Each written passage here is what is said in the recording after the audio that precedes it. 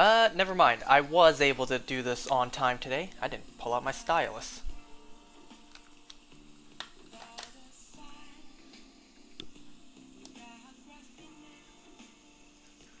So originally tonight I was going to start a little bit later because I was gonna go out for dinner. But because my dad is still not fully recovered yet, he wasn't feeling well today, so we decided not to go out for dinner, but instead have dinner at home.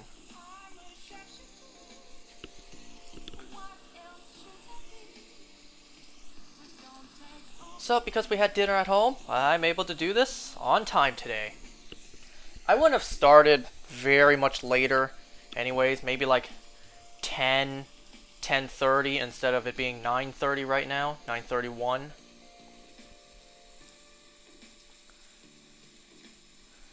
I'm also doing something a little bit different with my 3DS, where I didn't charge it ahead of time, and I'm not going to be playing the volume, just because I don't want my 3DS's battery to die on me, just because, I charge it to full, blast the volume at max, and then, do the same thing, rinse and repeat. That can very easily kill my 3DS's battery. So for today, I'm just going to give it a break. That doesn't mean I'm not going to charge it halfway into this as I'm using it, of course, if it runs, not if, when it starts to lose power.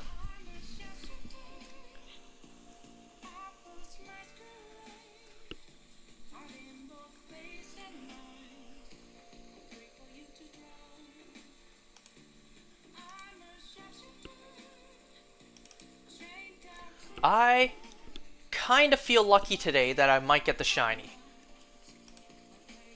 I just have a gut feeling. Maybe that's wrong. Given the track history of this, I've been wrong quite a bit. But let's see.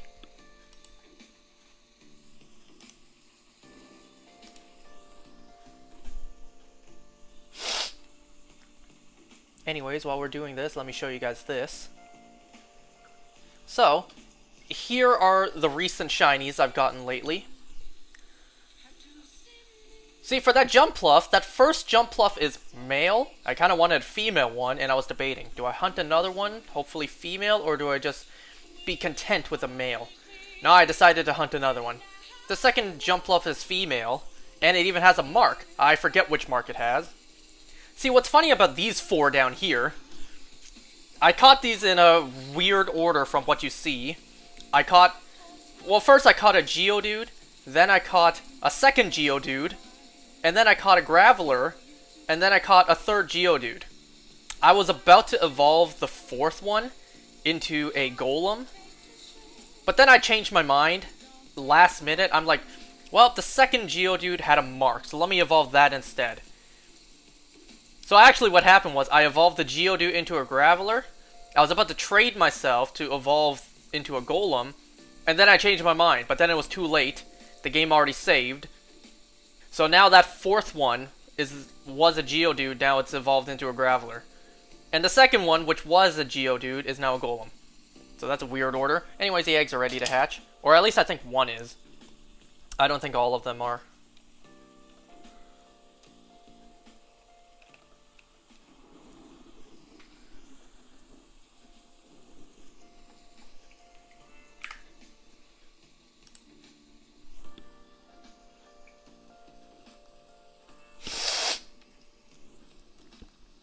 Oh, nope, they are.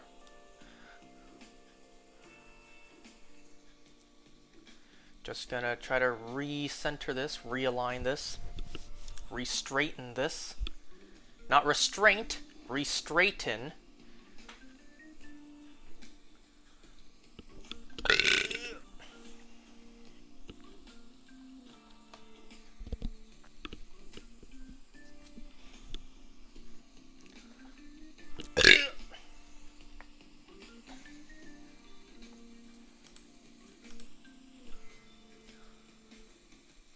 Shiny on the 13th egg today. Let's hope. Let's hope.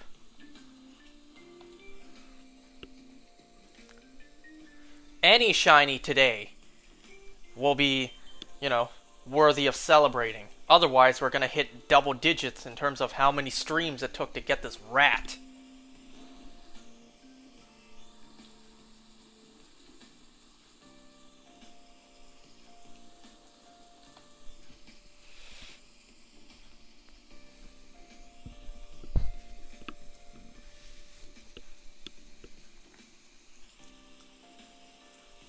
How's the music, by the way? Is it not loud enough? Is it too loud? How is it? It's hard for me to judge because I can't listen and test for myself how it is. There's music. There, how about that? Is that any better? Is that too loud?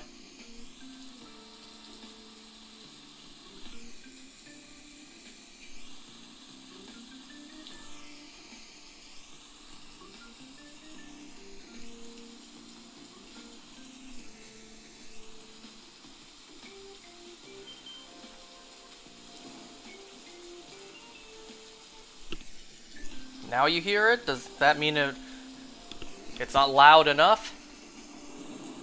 That's not thunder outside, by the way. That's the rainy version of this song.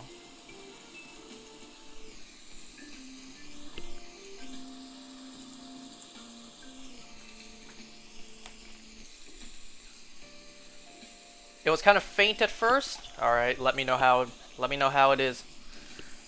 Give me the feedback. So, those weren't the only shinies that I got recently.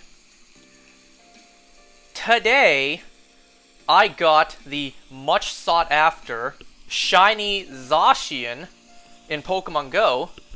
For the first time in Pokemon history, you can get a shiny Zacian yourself outside of the event that was a couple years ago. First time in Pokemon history, you can hunt yourself a shiny Zacian. Today is day 3 of the event where Zacian is in raids. Previous 2 days, I did the limited 5 available raids per day for the past 2 days. So 10 raids, no shiny. The first raid I did today was finally the shiny. It took me 11 raids to get shiny Zacian. I spent $30 to get this shiny. Because once shiny Zacian once Zacian is out of the raids, Zamazenta is going to be in them, and Zamazenta is also going to be, for the first time, able to be shiny. And, 5 raids a day, the odds are eh. So, I decided to spend a little bit more money in preparation by collecting, or rather buying more Pokecoins in order to buy the 3 remote raid passes. So I spent $30. My thought was, if I managed to get Zacian quick, which I didn't, but if I was able to manage to get it shiny quick, then I'll just save the Pokecoins to spend on for remote raid passes for Zamazenta when the time comes for that. If I heard you play the Coconut Mall theme, you get a shiny quickly.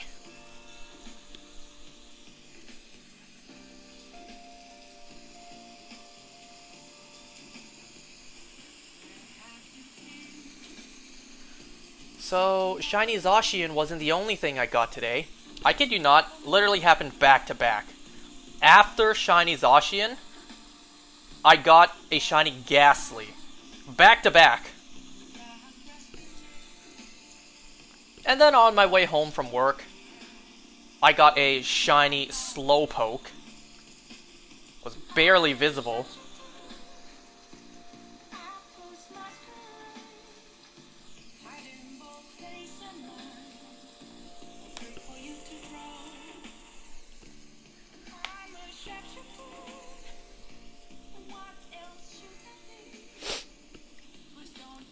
And well, those are the shinies that I got today. Yesterday, or was it the day before? I forget. One of these past 2 days, instead of getting shiny Zacian, as I was trying, instead what I got was a shiny Galarian Ponyta a shiny Squovet, and a shiny Sneasel. No, that was yesterday. Because yesterday I got the shiny Sneasel while waiting for my friends to come over to, for dinner. I went out with dinner for my friends yesterday. I went out with friends for dinner last night, and while waiting for them to show up, I was just walking around, killing time. And I got a shiny Sneasel. And see, what we did last night, we watched a movie, and that's exactly what I want to talk about. I want to talk about the movie we watched last night. You need an invite too someday? I'll let the guys know. So, I'm not going to talk about episode 3 of Agatha All Along, or episode 2 of The Penguin yet, just because I didn't watch them yet. I'm just not really in the mood to watch Agatha All Along. I'm going to watch it, but I'll watch it at my own pace. And then, once I'm done that mediocre, content, then I'll use The Penguin as a palate cleanser. But because I didn't watch Agatha, I didn't watch The Penguin. So I didn't watch either one yet. I do know that in episode 3, we get our first at least verbal name drop of Mephisto. I know New Rockstars is going crazy over that. And I also know that we saw Death, Lady Death, for the first time. Keep Deadpool away from her. Thanos is dead, so don't need to worry about him. Anyways.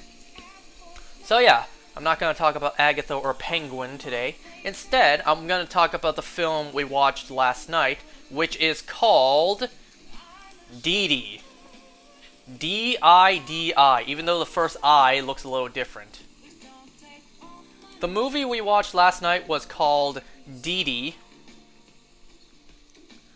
And I thought, first of all, watching this film, I kind of thought it came out in 2008, just because that's when the film is set. And then I found out, no, it came out in 2024, despite it being set in 2008. Matter of fact, I'm seeing here, it just came out, July 26th, so that was 2 months ago. This film came out 2 months ago.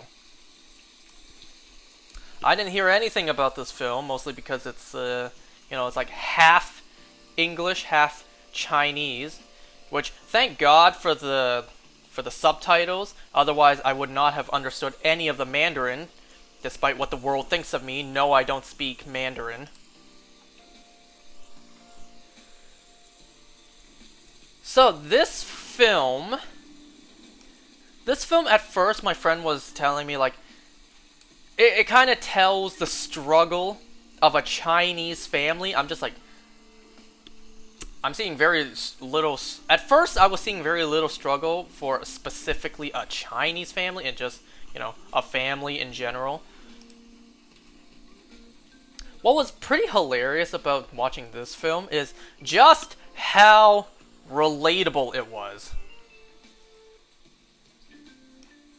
And, oh man, especially me, just how relatable it was.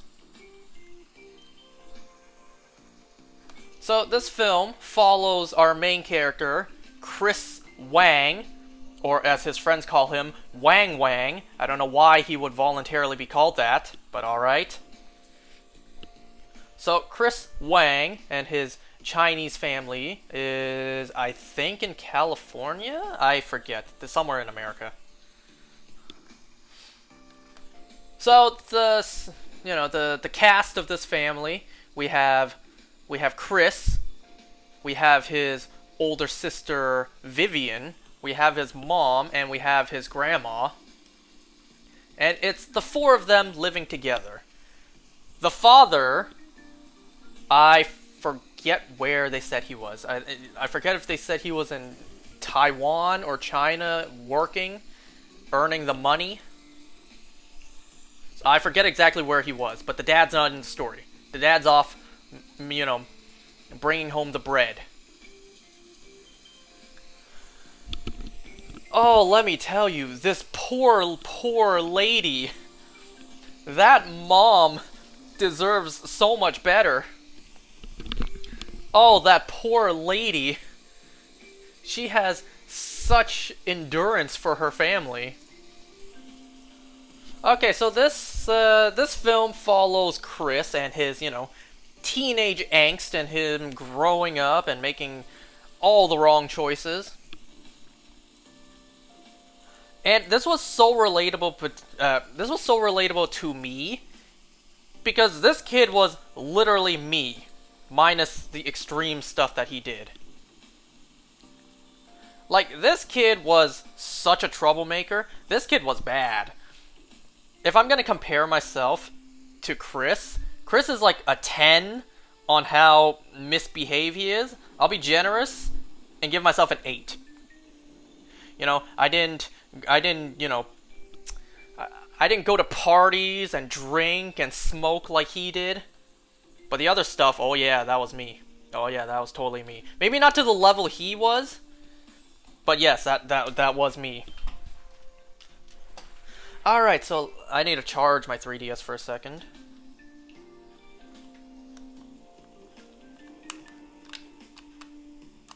There we go. You might be saying, that's not where the outlet goes. That's not where the plug goes. Don't forget, I have that charging thing that's underneath 3DS. The thing that came with it.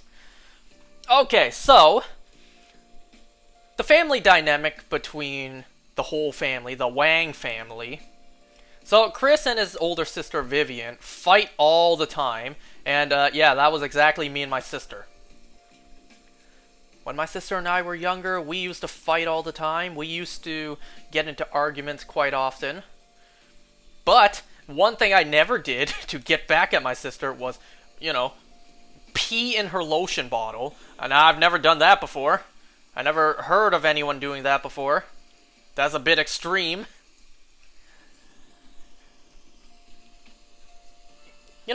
Like halfway into the film, I realized just how much this story is almost like my story exactly. I mean, it was close, but not identical to, my family dynamic. My dad never moved to a different continent to work, to provide for the family, none of that. My family never lived, permanently lived with one of our grandparents. But the grandma, who is actually the mother's mother-in-law, so the mom's husband's mom, so it's not the mom's mom. Does that make sense? So the mother's mother-in-law scolds her all the time for the way her kids are, for the way the kids behave, for the way they fight, for the way they act. Grandma is ruthless towards mom, never once blaming the kids, instead blaming the mother for the way she raised them. And she just takes it. She just endures all of it. Oh, this poor lady. While the mom, all she wants to do is become a successful artist. She paints all the time, and nobody recognizes how great her art is. Now, as someone who sucks at creating art, and I mean abysmal at creating art, never hand me a paintbrush and a canvas, her paintings were good. Because clearly I can't do any better. So her paintings were really good. And then we see Chris, the way he hangs out with his friends. Now, this character, this kid, is a certified liar. This kid just cannot, for once in his life, tell the truth. Everything that ever came out of his mouth was a lie. Everything.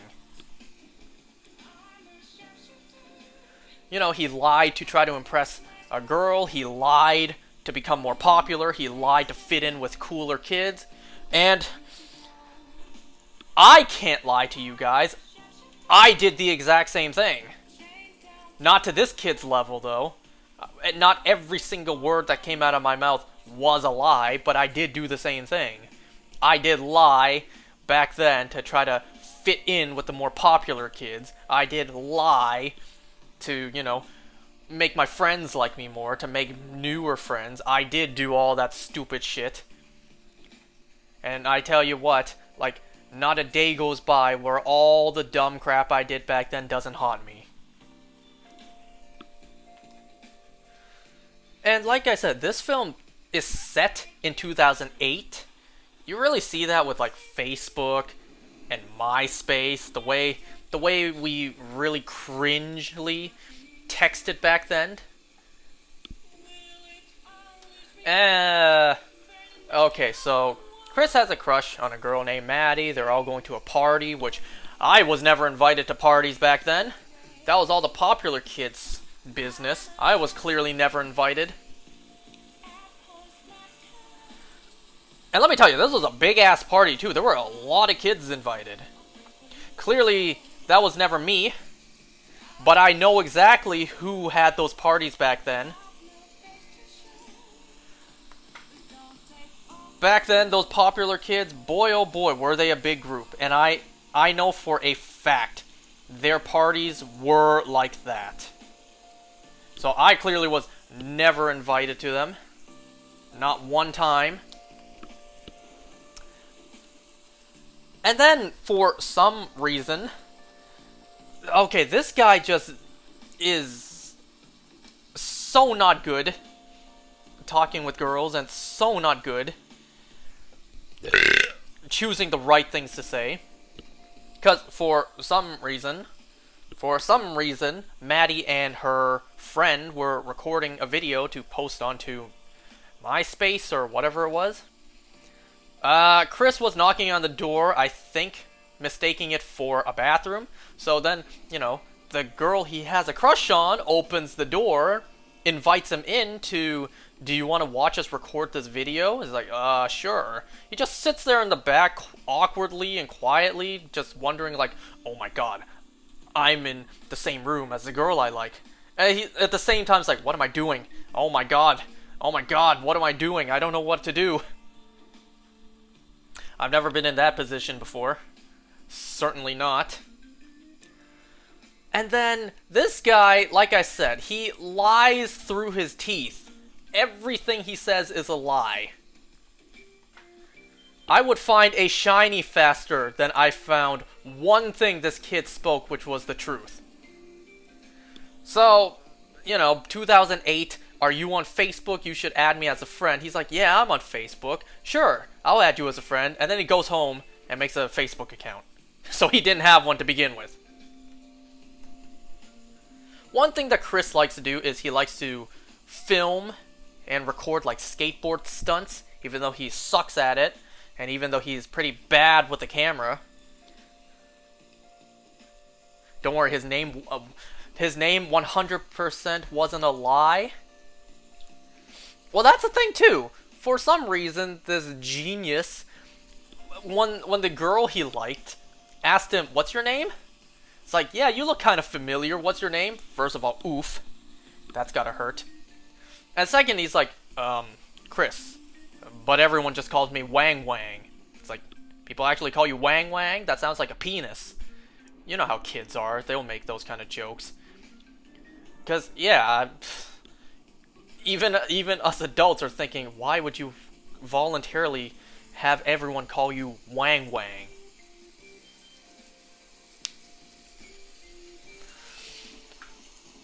But anyways.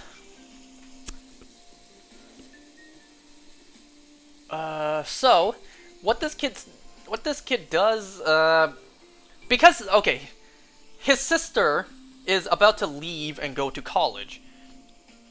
And that was the exact same thing for me. In the story, Chris was about to go into high school, and the moment he went into high school, his sister left for college.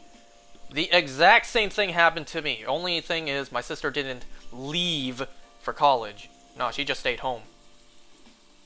But it was basically the same thing for me. Once I entered high school, my sister was done high school, and she, went on to college. It was basically the same thing as what happened to me, only my sister didn't move out. And like I said earlier, like the dynamic between my sister and I was exactly how it played out in the film, minus the peeing in the lotion bottle. I mean, I also didn't steal my sister's clothes to wear, like Chris did, for some reason. I guess he really liked the designs on his sister's clothes. And another family dynamic that I can compare to myself. So, Mom doesn't really like Grandma because, first of all, that's Mom's mother-in-law, so she's obligated to live with her and deal with her. But she doesn't really like her, just because Grandma always scolds her about her parenting and the way she, raises the family. Kind of the same thing with my family, only it wasn't between my mom and my grandma, because at the time, my grandma was dying. But rather, my mom just doesn't really like my grandpa. Now, I doubt grandpa was scolding my mom how she was raising her kids. I don't know. But still, to this day, I hear my mom go on about how she doesn't like my grandpa, my dad's dad. Like, I saw a lot of similarities between my family and, the family in the film. There was also a lot of, like, traditional Chinese things you see in the house, like the Chinese calendar hung up you get at the supermarket. Oh yeah, I totally have that too. I still have those to this day. You know that red calendar you get when you're buying groceries?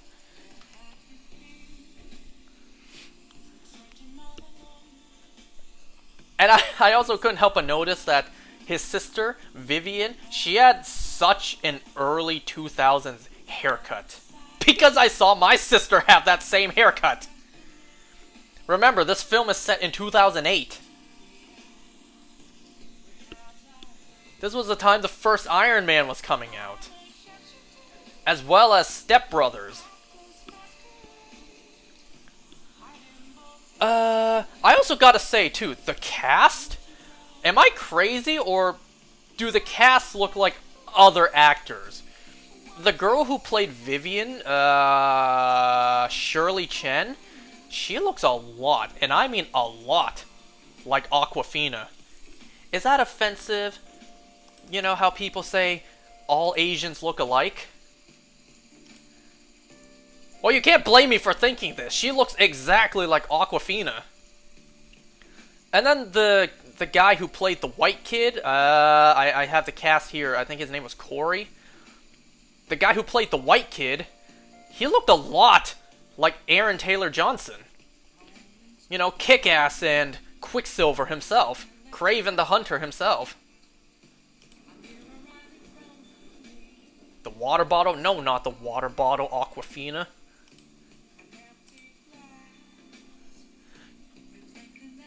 You know, this film was also diverse. It had a diverse cast, and it wasn't woke. It was not woke, Hollywood.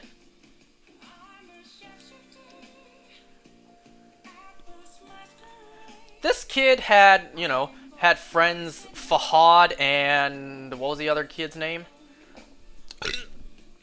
The other Asian kid, I swear to God, looked a lot like Kev Jumba. Am I crazy? Am I crazy, or did he look a lot like Kev Jumba?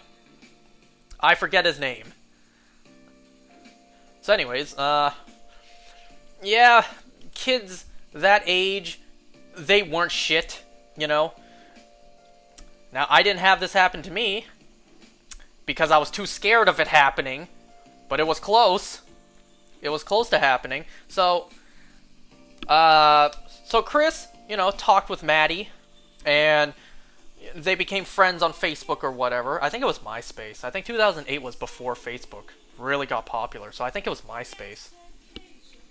So Chris and Maddie are friends on MySpace, and they start chatting in a, like a flirty kind of way, and this idiot does not do anything, does not do anything with it. So his two friends, Fahad and Kev Jumba, are, with him on the computer. Well, actually, no, they were texting on his flip phone. So, Maddie asks Chris to hang out. And then whatever response Chris was about to say, the two guys are like, no, no, no, no, no, no, don't do that. I promise you, I can get you a date with this girl in one sentence.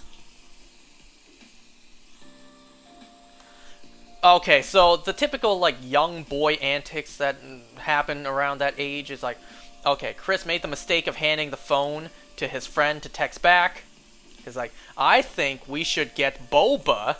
And then, right before he hits send, deletes boba, says butt sex. I think we should butt sex. Send. Quickly send. And then his other friend, Kev Jumba, pins him down. It's like, yo, I got him down. Alright, let me text a whole bunch of shit to her.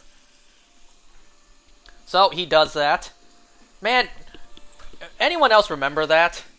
Back then, when you would let your guy friends, like, handle the texting to the girl you like, and then they just send the most outlandish shit.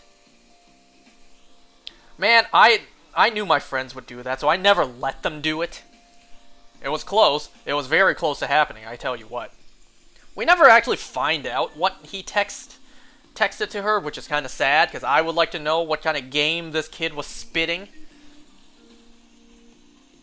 But whatever he did, he worked his magic. Because then he actually did get a quote-unquote date between them. Mostly just hanging out at the park and talking. So Chris and Maddie are together just talking at the park at night.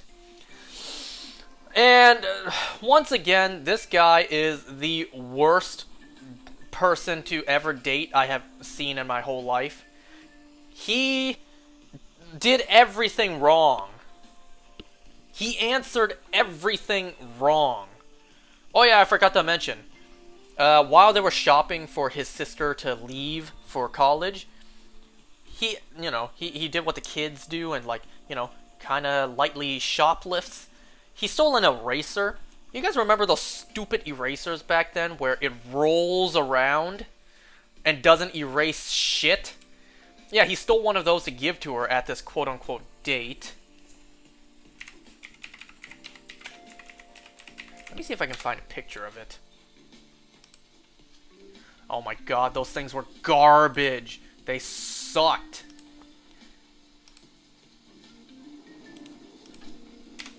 So, he stole one of those erasers to give her as a gift. Man, I had that mindset as well. I didn't steal to give to the girl I liked, but I did offer to buy her the thing that she wanted as a gift. I did do that.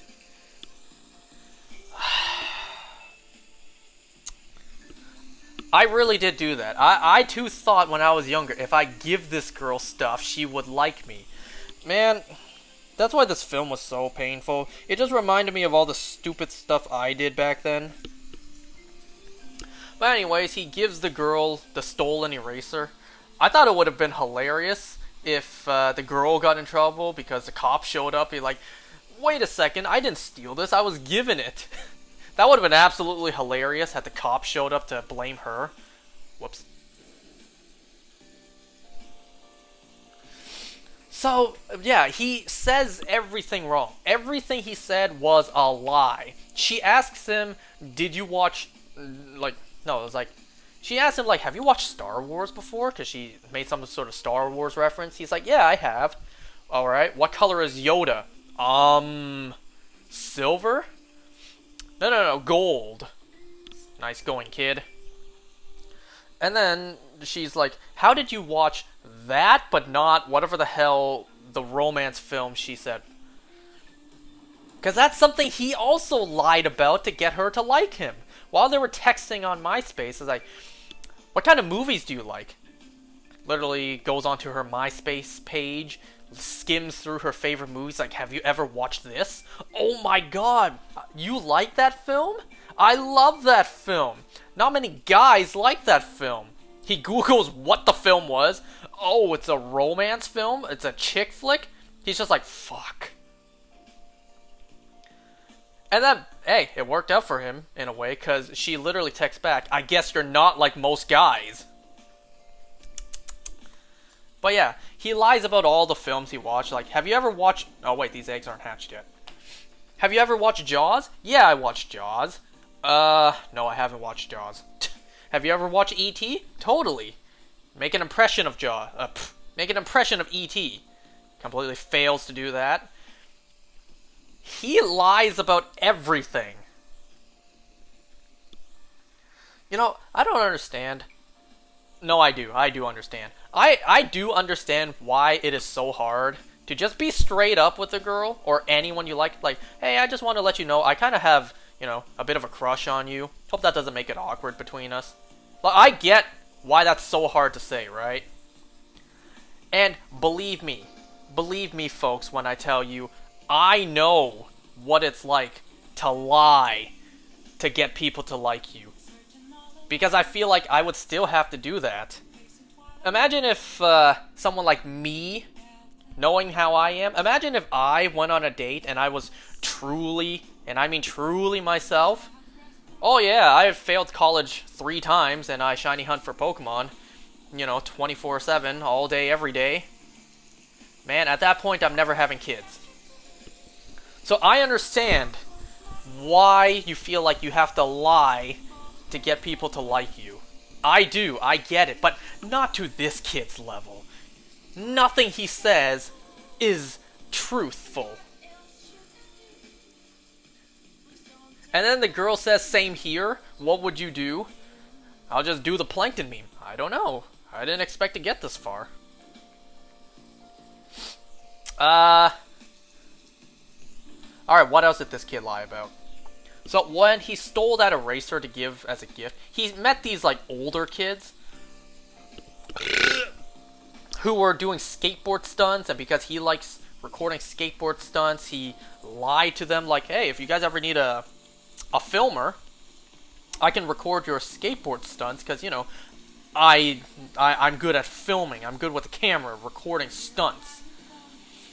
Literally goes home and Googles how to film skateboards, and also deleted all of his cringe YouTube videos so that the cooler older kids don't see them and think he's a loser, a liar.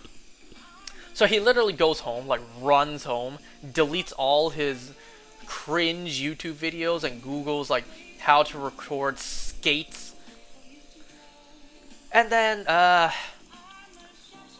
so this stupid kid messes up with his friend. They go on a... He goes with his friend Fahad and like 2 other girls. They go on like this, I don't know, they just go out for fun. I think his friend was trying to like rizz up this girl, but then he just opens his mouth and says all the wrong things. So he tries to fit in. He tries to be cool and tells this bullshit story about like, oh yeah, my friends and I, we found a dead squirrel. You know, the dead squirrel incident. The girls are like, what's the dead squirrel incident? And he lies through his bones the entire time. He's like, my friends and I, we found a dead squirrel. We did stuff to it, like we poked it, we poured soda onto it, but it turns out the squirrel was alive. So then one of our friends picks it up by the tail and just like flings it around towards us. And then he just keeps on making stuff up. While our friend was flinging the squirrel around, which is still alive, its tail just completely detaches from its body. And then they run away, and then it's like, whatever. So then, one of the girls is like, one of my parents works for PETA. They can literally send you to juvie for that. It's like, oh, oops, sorry. And then he just like whispers under his breath, dumb bitch. Like calling the girl a dumb bitch. He's like, did you just call me a dumb bitch?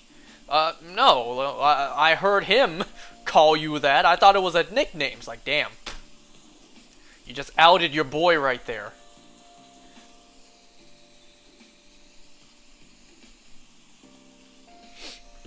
So then he gets left behind because his friend and the 2 girls, they get picked up and they're like, we're about to go to a party if you, Fahad, want to come, but there's no more room in the car for him. So he gets left behind. he gets picked up by his mom. They go to McDonald's to eat, which, you know, is nice.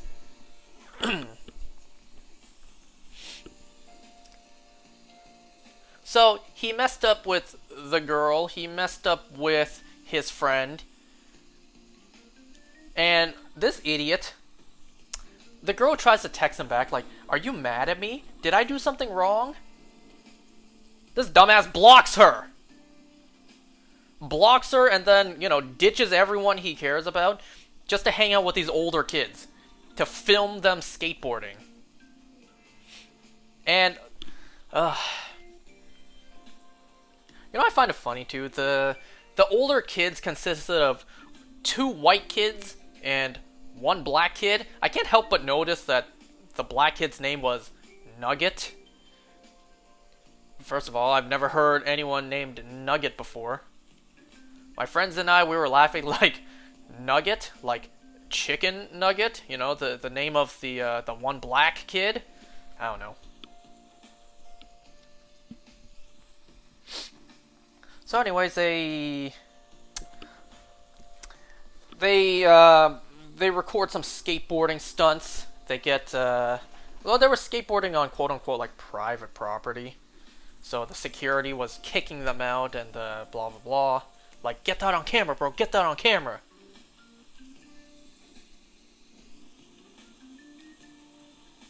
Oh, it was also around this time in the film that before he went out to hang out with these older kids, he was about to ask his mom, like, Mom, can you give me a ride? At the same time, Mom and Grandma were having an argument. You know, Grandma was scolding her like everything you do is wrong. And then Mom finally defends herself like, everything I do is for the good of this family, for this household.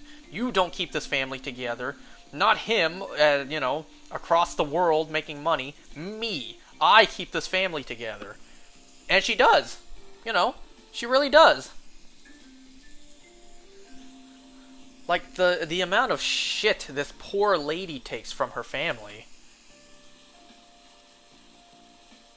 Oh, right, something else that happened between Chris and Maddie. So, this never happened to me. It's no surprise this never happened to me. So, while Chris and Maddie were on their quote-unquote date at the park at night, just the 2 of them talking, you know, she was giving off vibes that she might have been interested in him. And then this guy just fumbles everything. So, they play the nervous game, which I think this is the first time I've heard of this, because clearly nobody did this with me. I don't know if that's a good or bad thing.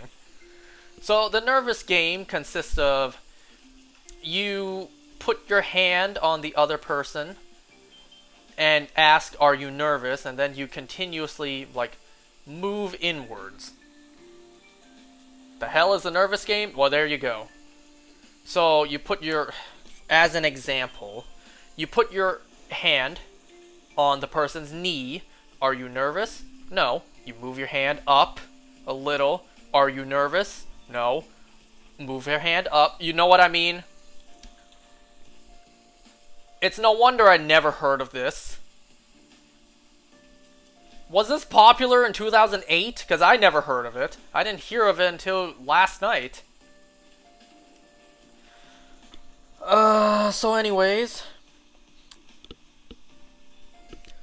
You know, I couldn't help but notice that this is still a movie I'm watching at the end of the day. Some sick director had to be behind the camera to tell these kids to do that. Anyways. So, Maddie, I think, does exactly what I just said. She put her hand on his knee, kept on moving upwards, and then he was like, I am nervous. It's like, I'm sorry, it's like, I'm just a little embarrassed. I'm just a little nervous because I've never been through this before. And then this dumbass, what does this kid do? The next day on the bus, you know, with his friend Fahad, who snatched his phone and sent who knows what messages to her to get him that date. Man, this kid just doesn't hesitate and just says out loud, yo, man, she touched my dick. No way she gave you a hand job, man. I'm proud of you.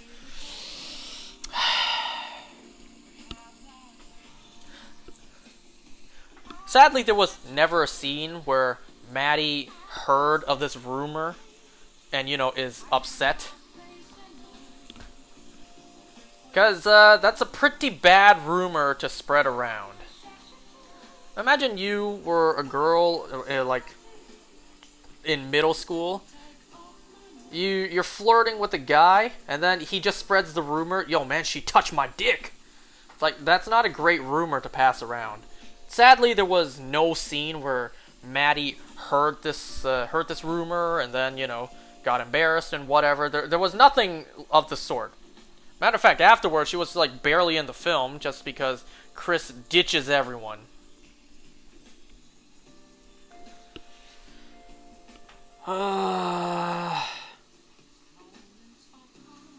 So yeah, I never played the nervous game before. I didn't even hear about it until last night.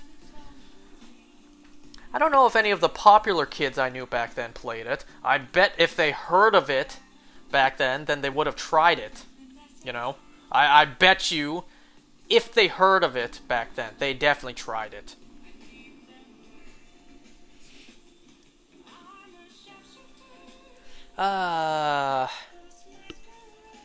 Anyways, so here's where Chris's life kind of diverges from my life. Instead of having bad influences in his life, meeting the wrong friends and having the friends be, terrible people, terrible influences, it was actually the opposite. The older kids he met were actually a good influence, and Chris was just a douchebag all around. Unlike me. Yeah, now that I'm grown and I look back, oh yeah, some of my friends back then were bad influences, and I can definitely... I would be more surprised if my parents were not worried as opposed to worried. Like, my parents saw the type of friends I had back then and how bad an influence they were. I'd be more surprised if my parents didn't worry. But yeah, so his older friends show up out of nowhere to his house to... Actually, no. One scene happened before that. He actually went to a party with these older kids. It was when Mom and Grandma were arguing, and then actually, older sister redemption arc. She's like, here, let me take you. I'll drive you out. So yeah, older sister redemption. The same thing happened in my life. Yes, when we were younger, my sister and I fought. But, she still looked out for me. She still helped me. She still got me around. Same thing. So, after he filmed them skateboarding and then were caught by security and left, they then went to a party. Then they went to a party and, the N-word was flown around a couple times. I was really afraid Chris was going to say it. No, he did not. Thankfully, he did not. He was not that stupid. So he went to, like, a high school party with, drugs and alcohol. Now, this is, not similar to me. Remember what we established before. My parents should consider themselves lucky that I'm a gamer, because it kept me out of trouble. Back in high school, not even high school. Back then, in general, I didn't go to no parties, I didn't do no drugs, I didn't drink. I didn't do any of that stuff. So my parents should consider themselves lucky that I'm a gamer and I was kept out of trouble. So he goes to this party. It was hilarious because the person who was hosting the party, he's like, who the fuck is this? Oh yeah, he's a friend of ours. He films us skateboarding. So then he takes a shot of God knows what kind of alcohol. He takes a bite of something which I assume might have been laced with edibles or whatever. Or maybe it was a joint he smoked earlier. Oh, not earlier, before that. What? The joint he smoked after that. Because peer pressure, trying to look cool in front of everyone. So his quote-unquote older friends were, smoking with the host of the party. He's like, yo, let me take a huff of that. Then the older kid, who's actually a good influence, is like, nah, I don't smoke anymore. I'm done with that. Nope. Chris's expression is like, oh shit, I shouldn't have done this. But too late, he already smoked it.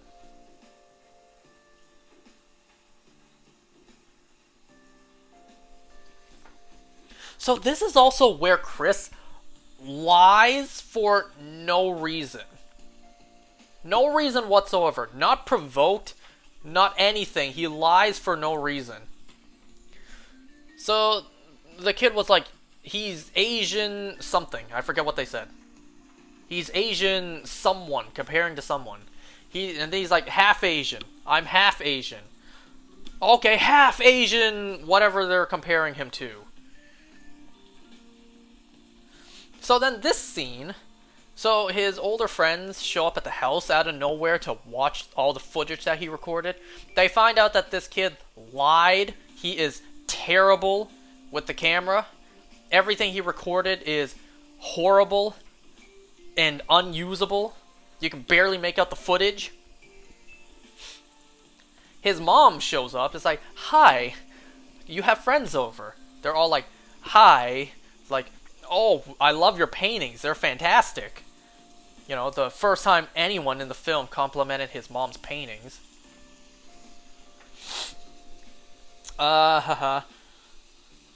So then, one of the kids, you know, hearing the lie that Chris said, it's like, if Chris is half white and you're Asian, does that mean your husband is white? What? No, my husband is Asian. So, for no reason, Chris lied about being half Asian for absolutely no reason. No reason whatsoever to lie about being half Asian. And then he just yells at his mom like, Mom, stop, you're embarrassing me. Get out, please, get out of my room. Slams the door on her. They're just like, bro, your mom wasn't really doing anything. She wasn't really embarrassing you at all. And then, you know, his older friends decide to leave. Because they realize Chris is a liar. He's kind of just not a cool person. Something else that is very apparent in terms of Asian parents. So Chris and his mom were having dinner with one of Chris's mom's friends and her son. So the other lady, she was bragging about like how great her son was, how amazing he is, amazing grades, amazing personality, amazing deeds, and then and then Chris's mom, of course, compares the better son to her own. It's like, man, you can't tell me that Asian parents don't do that. You cannot tell me Asian parents don't compare other kids to their own, wishing their kids were as good. And of course, the other lady blurs out like, oh yeah, my son, my amazing, super smart, and amazing son here, yeah, he has a tutor.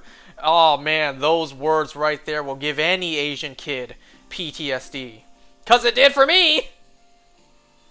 You know how many times my parents signed me up for tutors just because they were recommended it?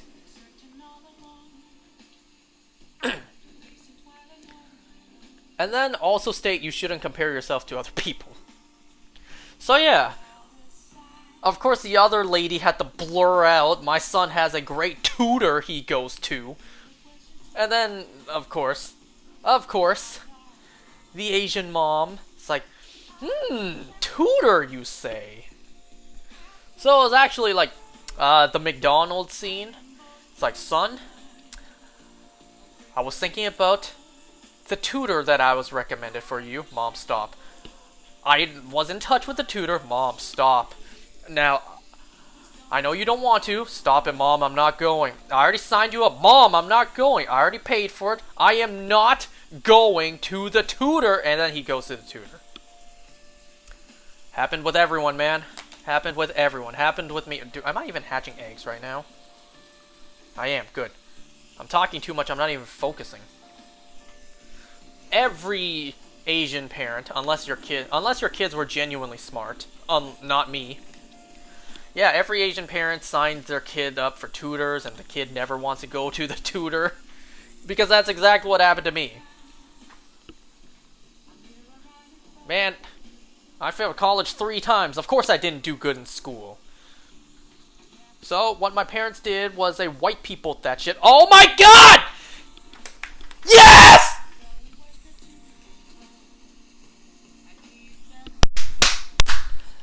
God damn, it's such a shame that that's what I was saying when the shiny showed up. But yes! Finally! Turn this music down.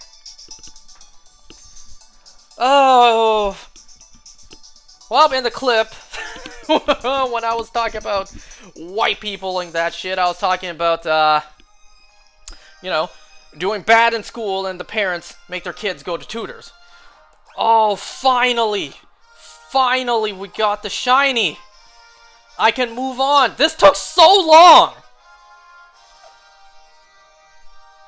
Okay, I have the rest of these eggs to hatch.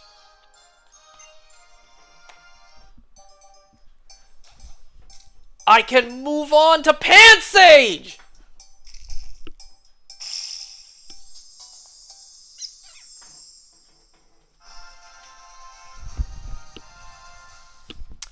Bro save? Trust.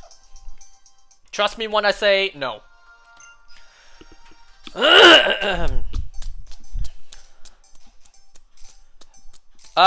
Chris at the party afterwards, you know, he did the drugs and he drank. He threw up back home and his sister was covering for him. The same thing happened for me, but backwards.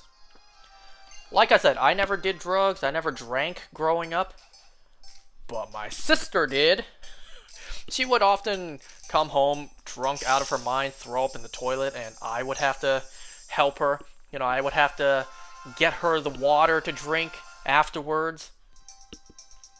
So it's like, it happened backwards for me. What I found hilarious was, so the door was locked, Chris was throwing up, his sister was, you know, covering for him. So mom knocks on the door, is like, is everything okay in there? Yeah, I'm just having diarrhea, says the sister, and I'm just like, Mom, you don't hear the throwing up in there?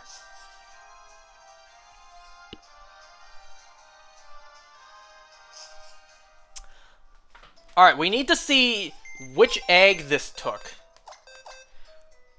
Okay, I also need to see how long this actually took, like, real-time wise. Because the first shiny we got, where is it? The first shiny we got was right here. This shiny I got... This shiny I got on the 2nd of September. And it took all the way until the 28th of September to get the second shiny. So it took nearly a month. It was nearly a month in between shinies. Now I need to see how many eggs this second one took.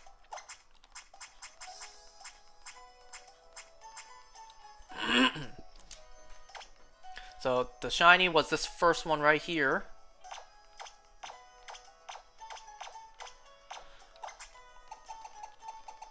Let's see.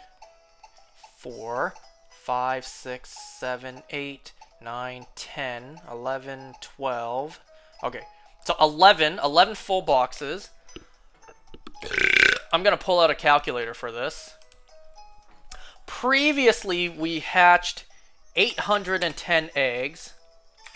And then 11 times 30. That's 330. 330 plus 810. That is 1,140. So then here, let's see. 6, 12, 18, 19, 20, 21. So 1141. No, 1140 plus, what did I just say? 6, 12, 18, 19, 20, 21. So 1140 plus 21. The second shiny took a total of 1,161 eggs.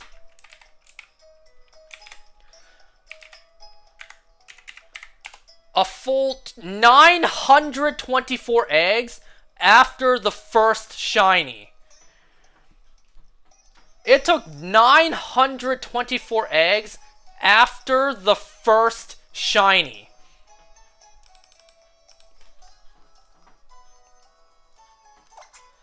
So I have 2 sets of 810. Let's see. It took me... Oops. I can just do this mental math in my head, but I'm not going to. 810 times 2. 1,000... It took me a total of 1,620 eggs to get 2 shinies. Whew! It's okay, we're done. We finally got the second shiny. Not that one. Not this one. This one.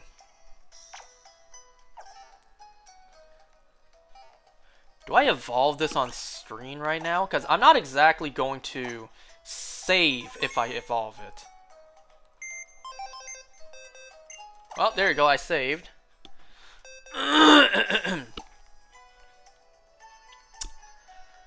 Oh, finally, the second shiny. You know what? No, I'm not going to evolve this right now. I'm just going to continue and hatch more eggs. Now, remember what I said previously.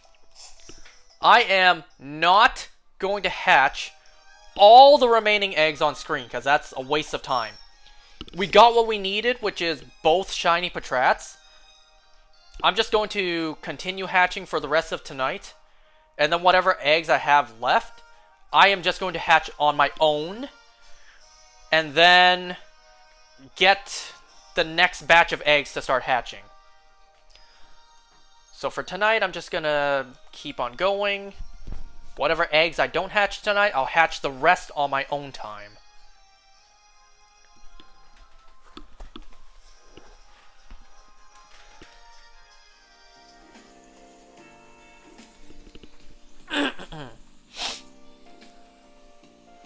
Anyways, where was I when talking about the movie?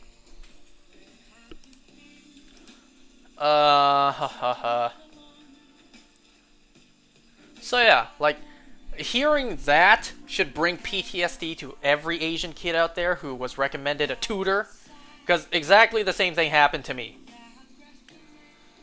So at this tutor, because bro messed up his life super badly, he made an enemy of everyone he knows.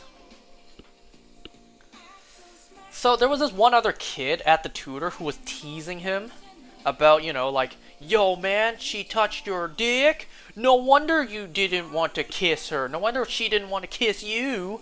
Whatever, usual kids teasing. And then Chris retaliates by smacking the shit out of him with a skateboard. Punching him across the face, just straight up socking him. And then the parents talk. Chris gets scolded by his mother, finally. So his mother is like, do you know how embarrassing it is for me, for my son to be doing stuff like that? Chris completely lashes out at his mom. It's like, he said, hurtful things. Oops, the 3D is slightly on. He said hurtful things to his mom, like, I'm ashamed to be your son, it's your fault I turned out this way, stuff like that. Kids saying mean things for the sake of it, just to try to win the argument and feel like they're in the right. We've all done it. I know I've done it. And I dread the day my own kids do that to me. If I have kids. So then actually, like, Chris says so much outlandish shit to his mom. His mom actually raises a hand, almost going to smack him across the face, but she holds herself back. she doesn't do it. At this moment, Chris knew he messed up really badly, so he gets out of the car, because the car hasn't started driving yet. He gets out of the car and he runs away. He runs away, he takes a bus to the park that he had a quote-unquote date with Maddie at. He actually spends all night there. He spends all night there. Oh my god, let me tell you, if I ever ran away from home, my parents would have had a police search out for me. You think I'm kidding? I'm not. I am not. I'm being dead serious. You know how as a kid, if you were like, I don't know, you were too sick to go to school, or didn't you do that once? Not in elementary, and I didn't run away and you know, I didn't run away and like not come home for the night, right? I just walked out of the house to, you know, just just leave the house for a bit, you know. But I didn't like not come home that night. Anyway, and also when I did that, my mom followed me. But yeah, like, I'm not exaggerating. If I ran away from home, there would be a police search out for me. Cause you know how when you're absent from school, your parents need to call in? I actually didn't know that for the longest time. So yeah, like, if you're too sick to go to school or whatever, your parents have to call in. I didn't know that. I never ditched school. I'm just saying I didn't know that. Like, my parents said, if you ever ditched school and we didn't know where you were, we would have called the police. Like, my parents were dead serious. If I ditched school and my parents did not call in to let the school know, like, he's not coming to school today, they absolutely, without hesitation, would have called the police to be like, our son is missing. We don't know where he is. He didn't show up to school. Don't worry, he just ran away to find some amiibos. Yeah, I never ditched school, not once. I didn't do good in school, but I never ditched school. My sister did, though. My sister was the rebellious one. And, oh! Same thing happened in my family compared to the film.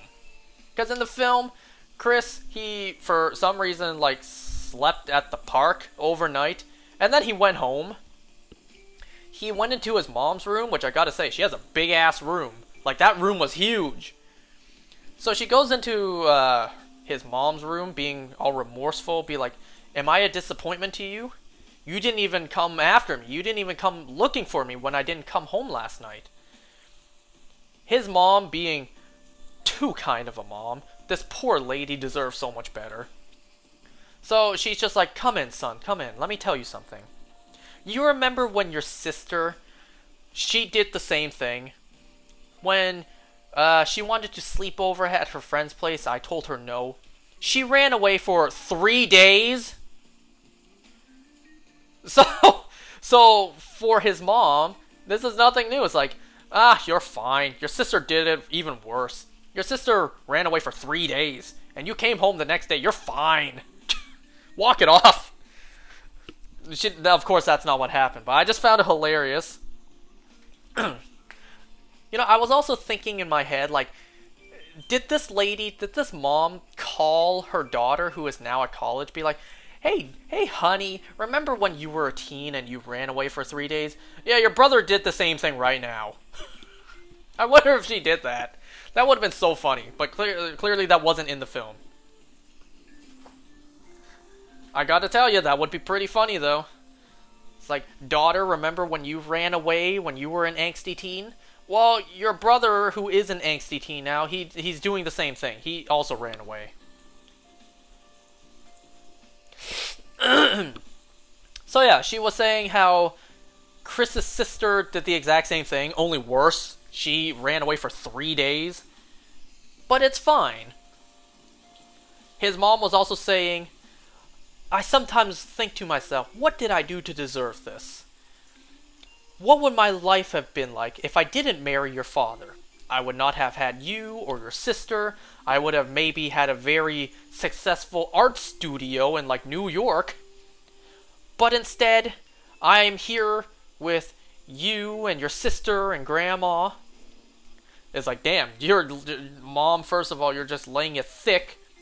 Like, your life sucks compared to what it could have been. But then, typical mom, she's like, but I found my calling in life, and that's to watch you and your sister grow. Oh, let me tell you, oh, my mom is way different. She would have smacked the shit out of me if I ran away and didn't come home for the night. Let alone, like, 3 nights. You the man, and you only had the balls to run away for a single day.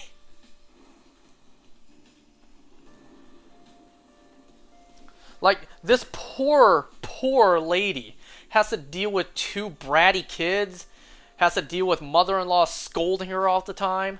Her husband is across the world working, making money. Oh my god, this poor lady. She deserves so much better.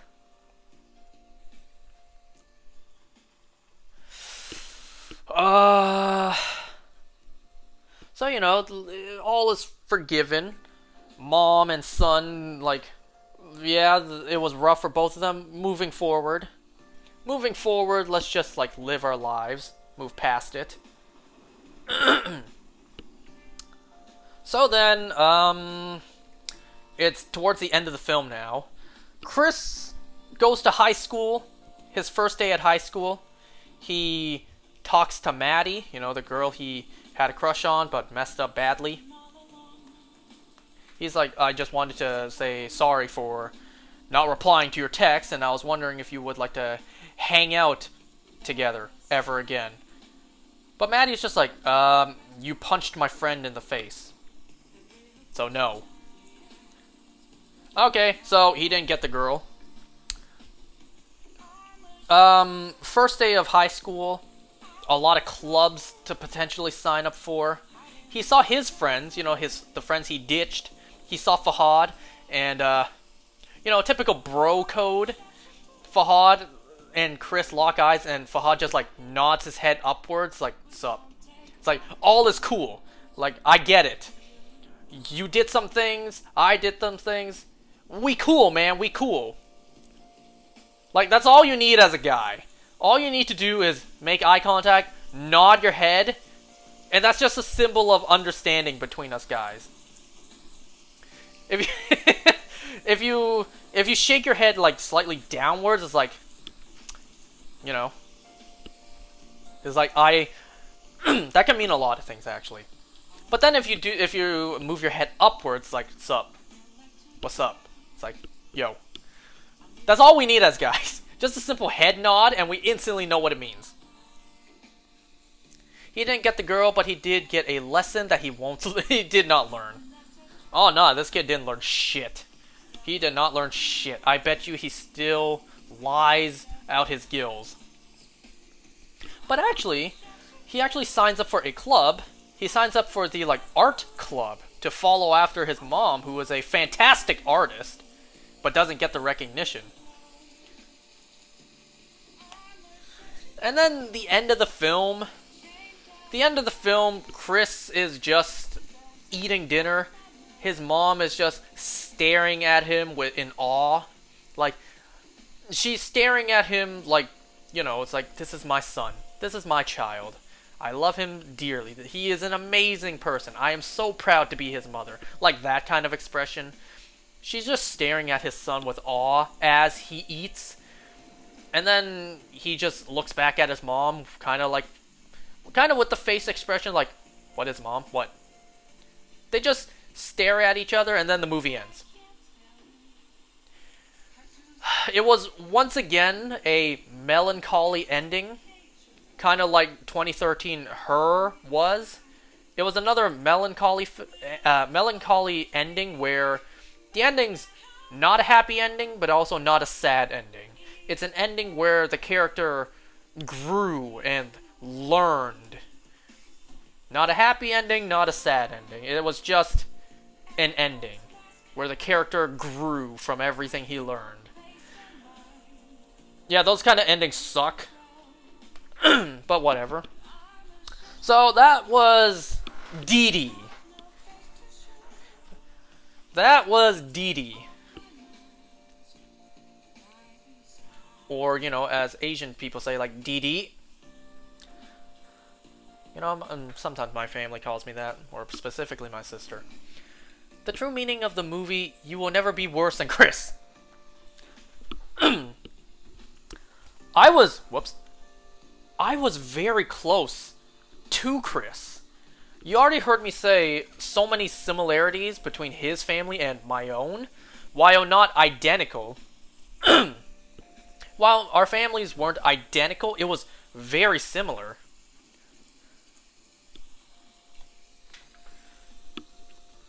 My mom didn't like one of her in-laws. Not to the level in the film. They never argue, at least I don't think they did. My sister and I, we had a rocky relationship growing up. But, she was still there for me at the end of the day. I was, rebellious myself. Not to Chris's level. But still, I did things when I was younger that I'm not proud of. Matter of fact, I did a lot of things that Chris did. Not to his level, though. Like I said, yes, I too lied to try to get people to like me. I lied back then to try to get the popular kids to like me. I went out and, did things that, got me in trouble. I didn't do drugs, I didn't drink, I didn't go to parties, but I still hung out with bad influence friends, and then we did get in trouble.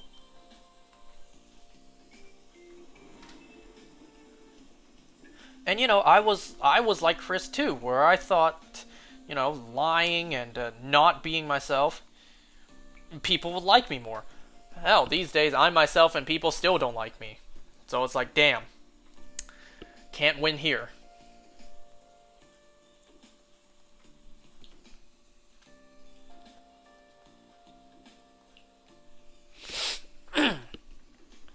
And I tried to I tried to do a lot of the things Chris did to get a girl to like me as well. I did do a lot of the things that Chris did, not to his level. I didn't steal and give that as a gift to her. I didn't lie about absolutely everything. But still, I did I did kind of think the way he did. I did think, like, if I give this girl gifts, she would like me. Or, if I have the same interests as her, she would like me. Clearly not. That stuff never happened.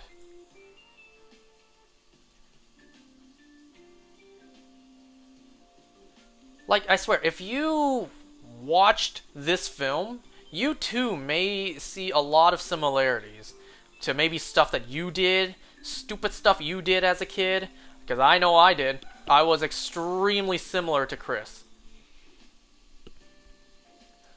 Like I said, Chris is like a 10 on how big of a troublemaker he is. I was like an 8.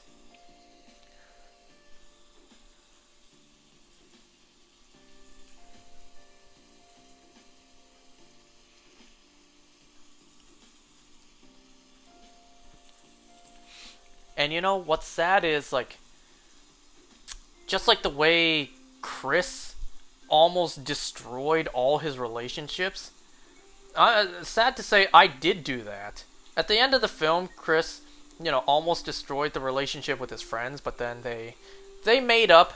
It's implied that he and his friends made up at the end. Sadly, that's not what happened with me. A lot of stupid things I did back then, I did destroy entire relationships I had. Where, to this day, it's still not fixed. Like, I single-handedly destroyed entire friendships and relationships I had. And then, after all these years, we've never spoken again. And that was all my fault.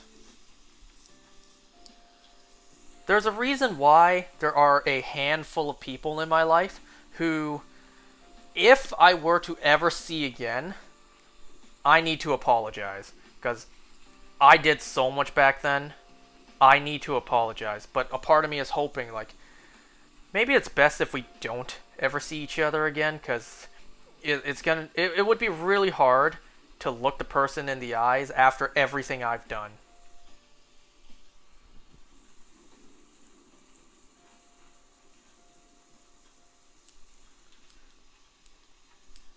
Life is just like that sometimes.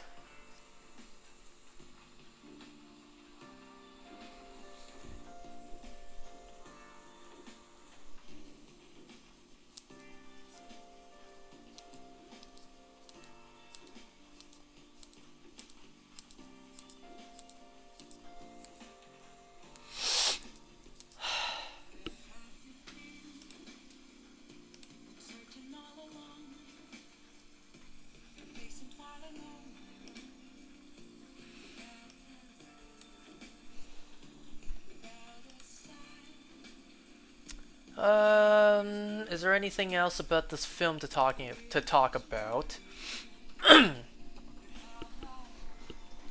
So yeah, this was a 2024 film set in 2008. The reason my friends wanted to watch it is because they heard it got really good reviews. Yeah, it wasn't bad. It was just really cringe. But, you know, that's the point. Adults are meant to see this and see like just how cringe kids act. Young adults like myself are meant to see this and be like, God damn, kid, you are stupid. And I know because I was once like you.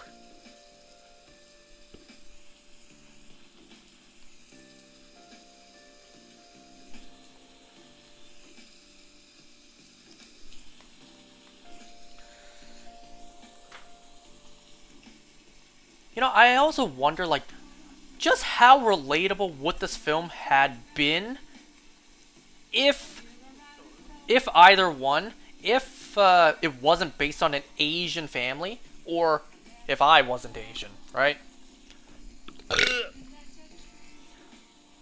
But because the dots align so perfectly, I, a fake-ass Asian, and I say that because I don't act Chinese in the slightest, I eat my rice with forks, because I don't like using chopsticks, okay? So a fake-ass Asian like myself watches this this film about, like, an Asian family growing up. It's like, damn, I saw myself a lot.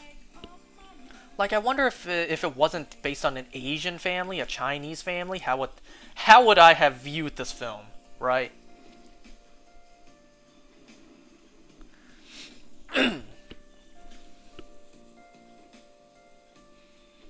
Now, the one thing I found kind of unrealistic about the film was the mother.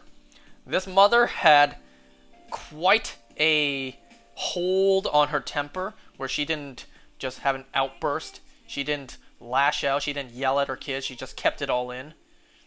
That's not how Asian moms are. That's just not how moms are in general. Are there mothers out there like that? Yes. Are most mothers out there like that? Absolutely not. My own mother would have been so much more, what's the word I'm looking for?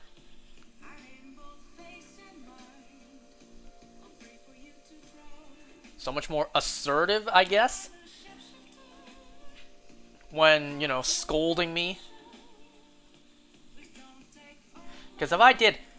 No, I did. I did do half the stuff that Chris did. Ooh, you know, Mama was fuming. I mean, you've already heard the story before of how my mom was low-key arrested for getting a little too angry with my sister.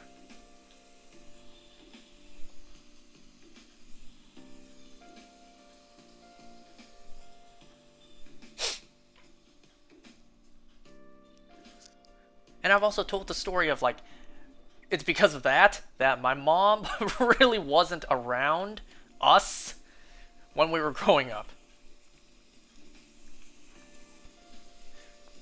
My mom, when my sister and we were growing up, she's like, I can't be around these kids. I need to work.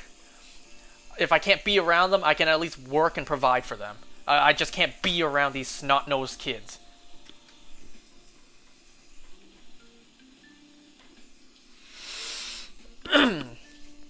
But thankfully, all of that is in the past. Yes, I may do stupid stuff now and then, but certainly not to the level of back then. Well, my mom can, you know, she can live life easily now, for the most part. You know, her 2 kids are done school. Her daughter is married, and her dumbass son finally graduated. So my mom can live life easily these days.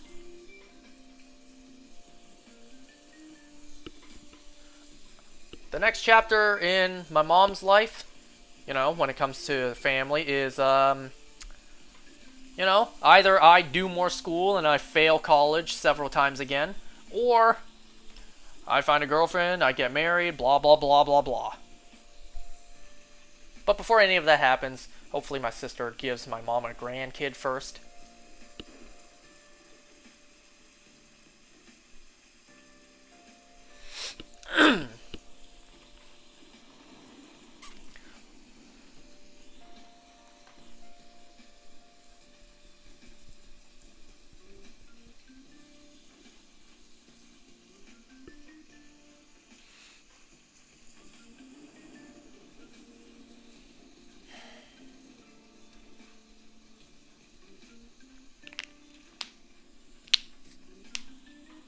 Yo, man, would you actually be interested in watching this film after I'd gone over it? Hearing all the cringe moments I talked about and compared to myself with?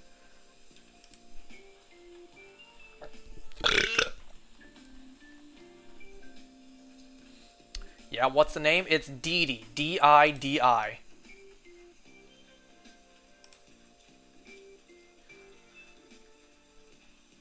Oh, it's still in certain theaters? Oh, that's cool. It's not in many theaters, actually. Since it did come out 2 months ago.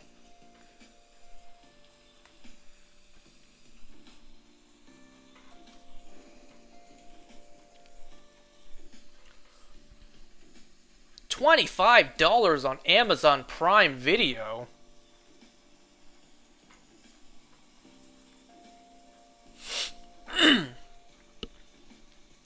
You know what? You want to know what else? Like, this is no plot point at all in the film. This was just a scene. You want to know what else was so nostalgic about this film? When his sister Vivian was cleaning out her room to get ready to leave for college, she was like, "Brother, can you help me with something while we, you know, leave leave Mom and Grandma alone because Grandma collapsed in the backyard?" Vivian asked her brother to help her clean up the room and pick off the, like, sticky stars that were on her ceiling. Yo, I have not seen those in, I don't want to say decades, but in over a decade. Those, like, sticky, almost like, you know, gummy kind of like stars, or just any other shapes. I had those, or rather, my sister had those. They were stuck to the wall. I swear, I don't know what they're called. But, yo, that really brought me back.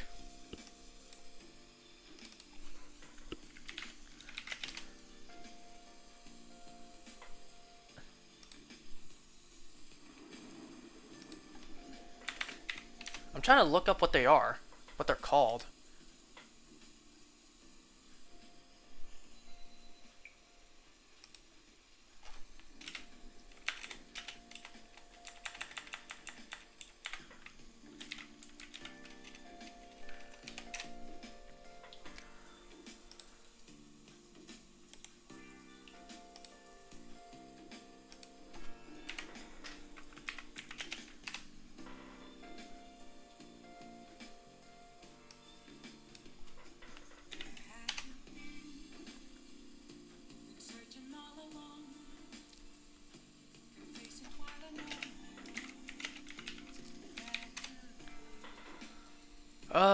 Man, why is it so hard to... I think they're glow-in-the-dark stars.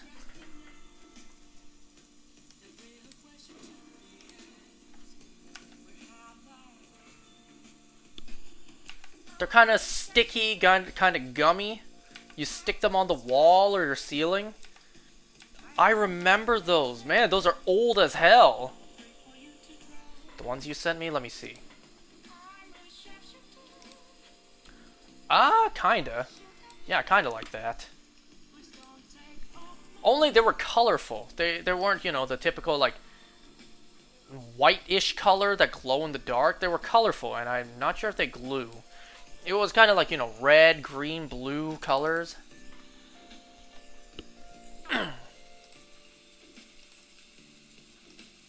So yeah, anyways, like, something like that. Only these ones are more opaque. I remember seeing them more translucent.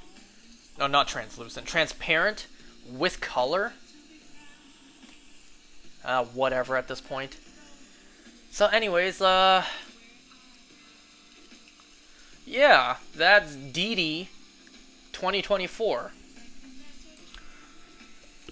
I just can't believe how many parallels this film had to my own life, to my own family.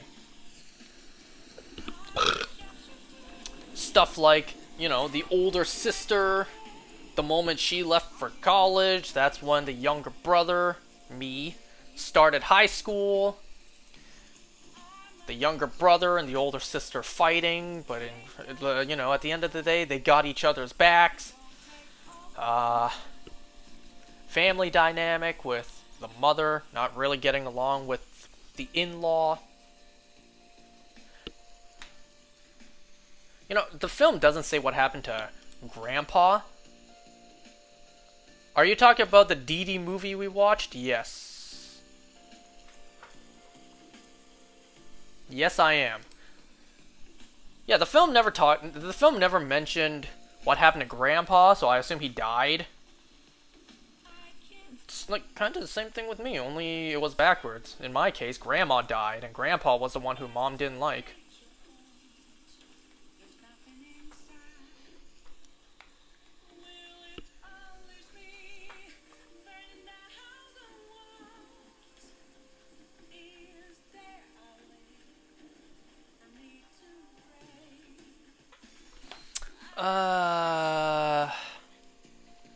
And then, you know, other parallels within my own life, like how stupid Chris was with literally everything he did, because I was the exact same. Yeah, I already mentioned. Why do I hear Persona music? Because I'm playing Persona music?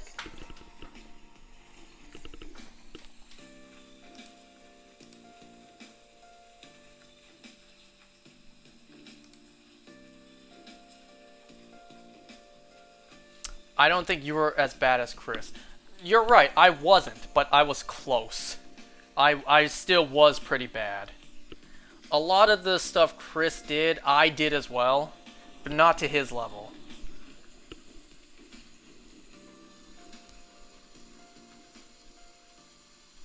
Not to the extreme that he took it. I did a lot of similar stuff.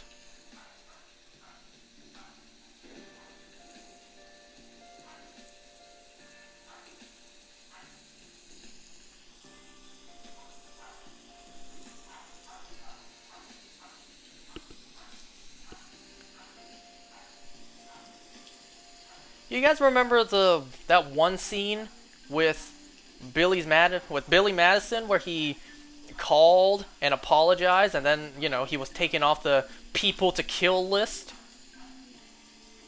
Hopefully, you know, with me one day. Anyways, no, I did not pee in my sister's lotion. I explicitly said that is one thing I did not do, because I never even considered it.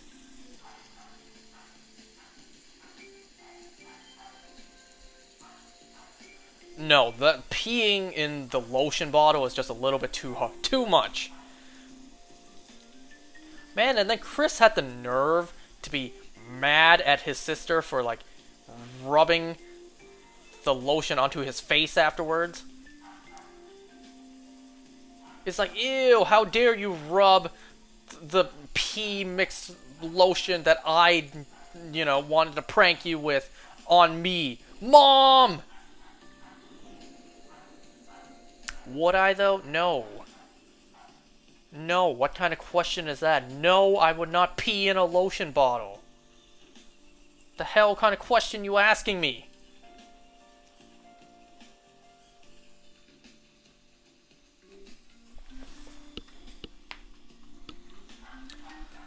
Okay, I think we've talked enough about Dee Dee for the past hour and a half. How about I move on to a topic that I want to talk about that even less people are interested in, at least based on my friends. I want to talk about the story for the new Mortal Kombat DLC that came out last week. Daryl Dixon. No, I'll talk about that another night. Because, yes, Daryl Dixon is coming out tomorrow night, Season 2. Daryl Dixon Season 2 premieres tomorrow night. I actually thought I would be going out for dinner tomorrow night, but thankfully not.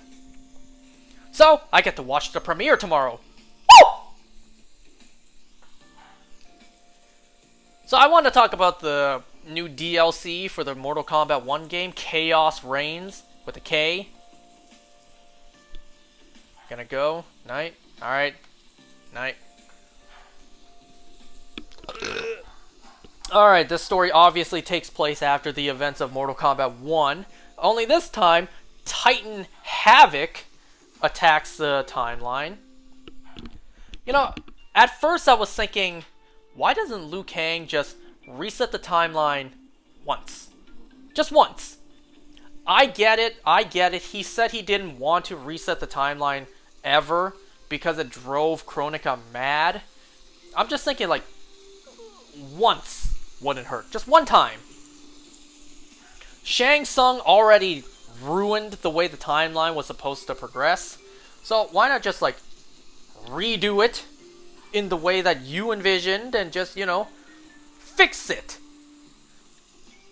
Because, you know, Liu Kang's design for the timeline was going swimmingly until Titan Shang Tsung intervened.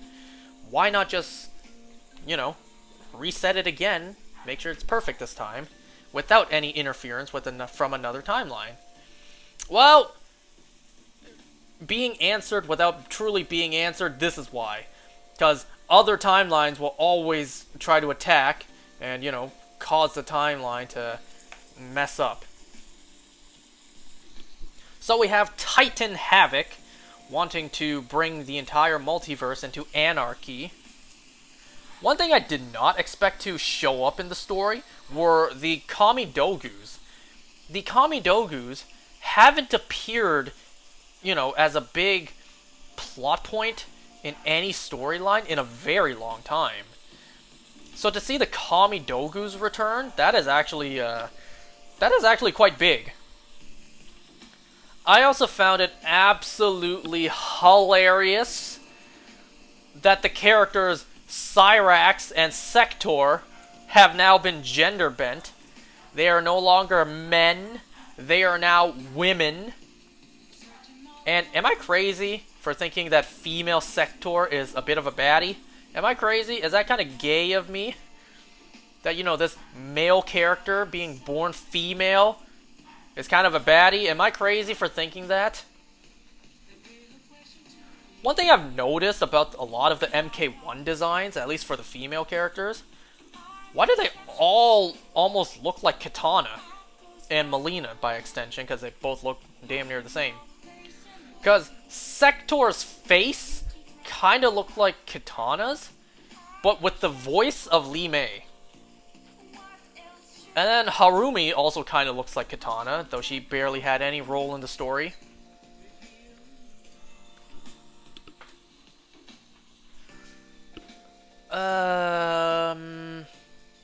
We get a new origin for Noob Saibot. I also find it hilarious how in every story mode they refuse to call him Noob Saibot, instead just calling him Bihan. Like, no iteration in the story mode has given him the codename Noob Saibot. But instead, they just call him Bihan.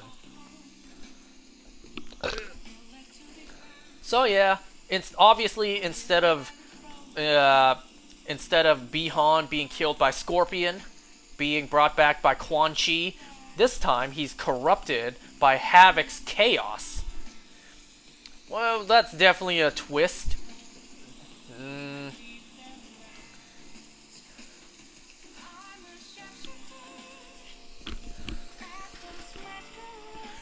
You know, it's really funny how, despite Liu Kang rewriting and altering the destiny of certain characters, the same destiny still arrives, right?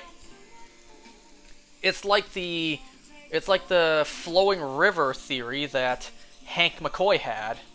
You know, time is like a flowing river. You can try to stop it or diverge it with like twigs and stones, but no matter what, the water will flow in the same direction and end up in the same place. So basically, like, you can try to change the timeline, but no matter what, events will still play out the same, or at least similarly, basically the same.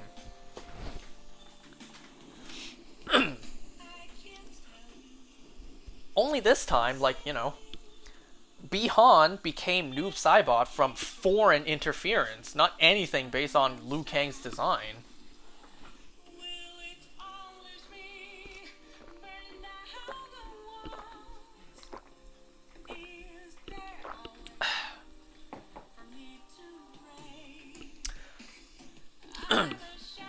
Isn't it kind of funny to you guys that, you know, Liu Kang has to rewrite the destiny of so many individuals?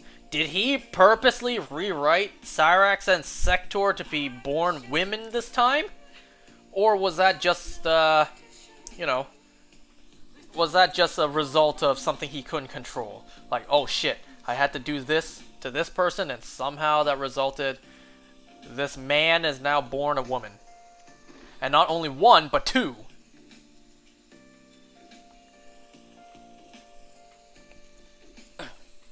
Did he just decide to make Cyrax and Sector women just for the fun of it?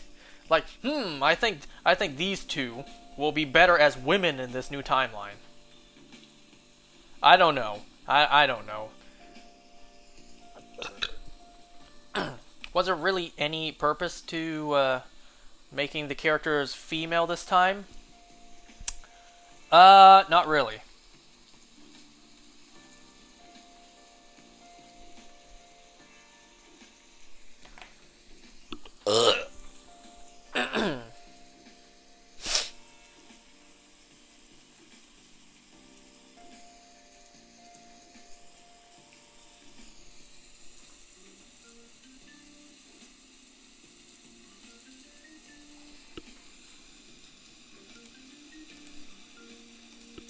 I am going to look up what level Patrat evolves. I typed Patrat. Before I end tonight, I'm at least going to show the evolution, but then obviously not save the game. It evolves at level 20.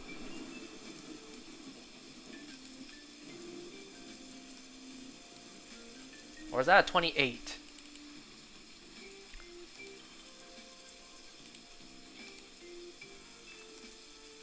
Nope, just level 20. Okay, so literally after a month, I finally have 2 out of 9 shinies. So, I'll see you guys in 8 more months when I finally finish this entire challenge, this entire shiny quest of mine.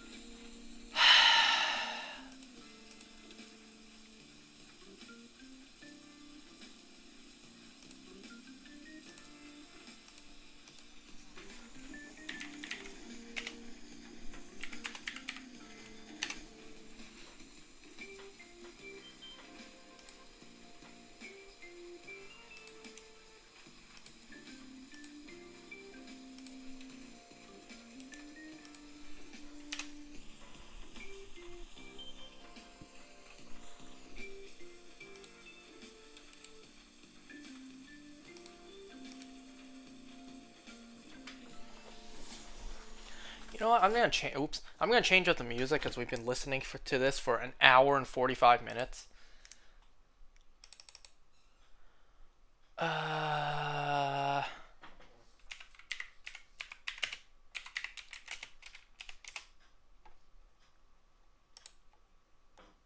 You are not about to play that ad.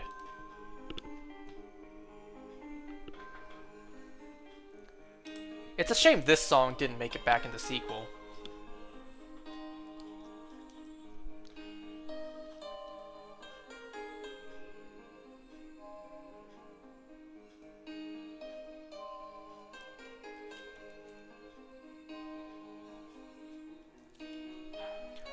You're gonna get a full collection of every shiny possible in every gender in the game.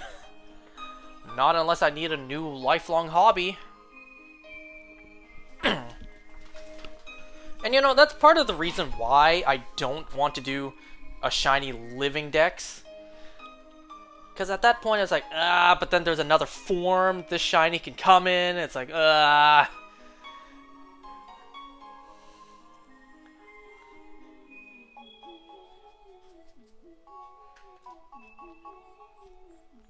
Yep, not unless I need a new life hobby. I'm not going for a shiny living dex. You guys want to know what's funny? I haven't completely looked into like what shiny Pokemon I don't have in general in any game. I know two that comes in mind. Two Pokemon that come to mind. I don't have the shiny at all in any game. The first one is going to sound ridiculous, the fact I don't have it yet. In any Pokemon game, ever, I have never gotten a shiny Pidgey. I do not have a shiny Pidgey in any game. Not one game. I never got a shiny Pidgey in Pokemon Go or any other game. And the same thing goes for Hitmonchan. I do not have a shiny Pidgey or Hitmonchan in any game. I never got either of them once. Shiny in any game. Oops. I have several shiny Hitmonlees and even more shiny Hitmontops. Never once have I ever gotten a shiny Hitmonchan. Ever. In any game. I kind of don't want to hunt for them just for the sake of finally saying I have one. I kind of want to just let it happen naturally. Whenever I get a shiny Hitmonchan in Pokemon Go will be, you know, when it happens. I kind of don't want to go out of my way to purposely hunt for them just because I don't have them.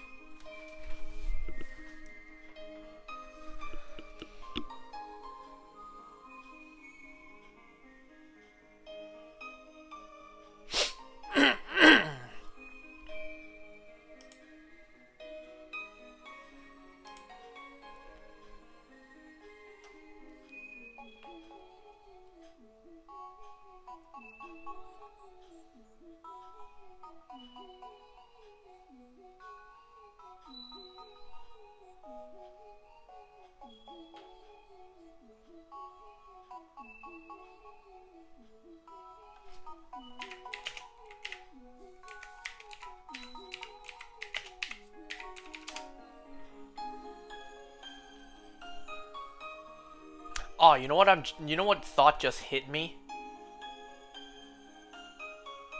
What the thought just hit me. If a girl watches the movie Dee Dee, will they get an insight to what the guy thinks at that age?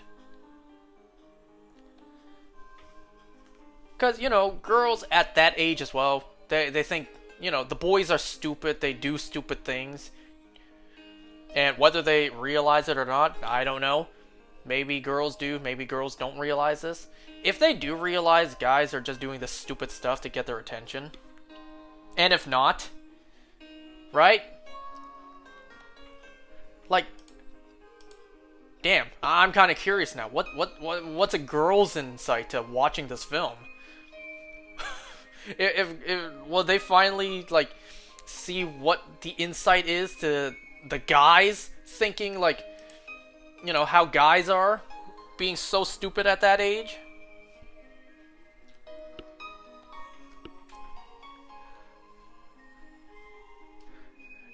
Damn. What's really sad is I don't have any girl to show this to besides maybe my sister. And I sure as hell will not do that. Man, if my sister watched this film, she too will see the parallels that I see. Only she's gonna see other things like, oh my god, I remember that haircut, I had that when I was younger as well. It's like, remember, brother, when we used to fight like that?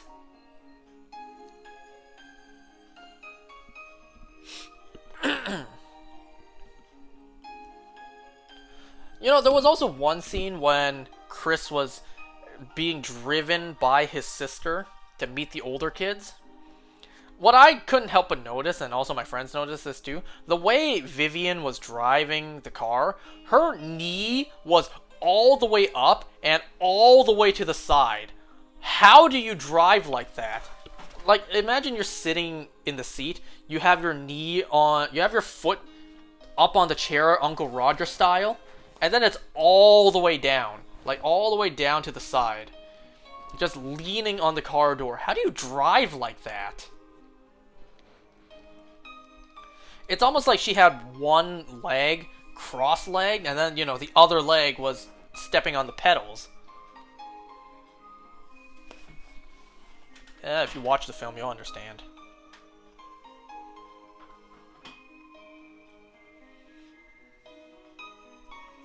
You know, I also don't know... you know what, never mind. I was about to say, I don't know what the insight looks like to someone who, you know, doesn't have siblings and then watches this. No, never mind. One of my friends... Is it just one? I think it's just one of my friends who watched with us yesterday doesn't have any siblings. And wow, that voice crack.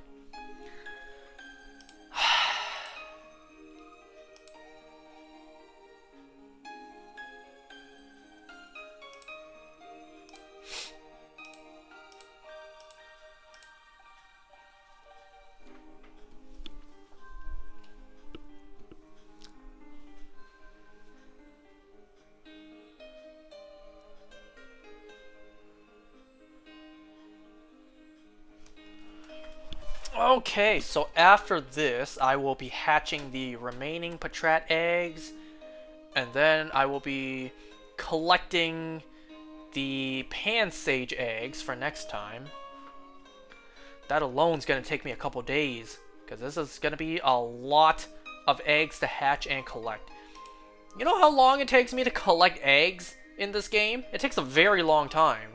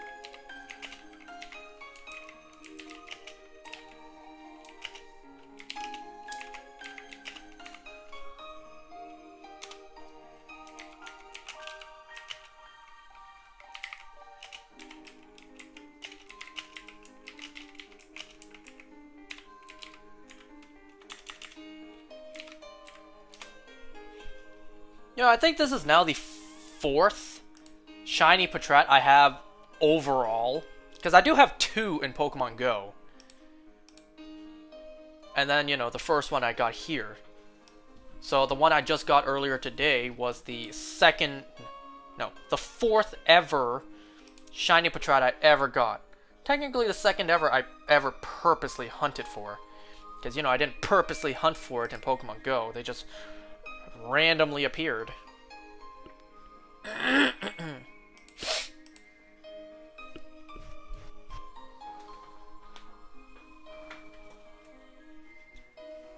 At least hatching the rest of the Patrat eggs is, you know, something I could turn my brain off and just do on the side.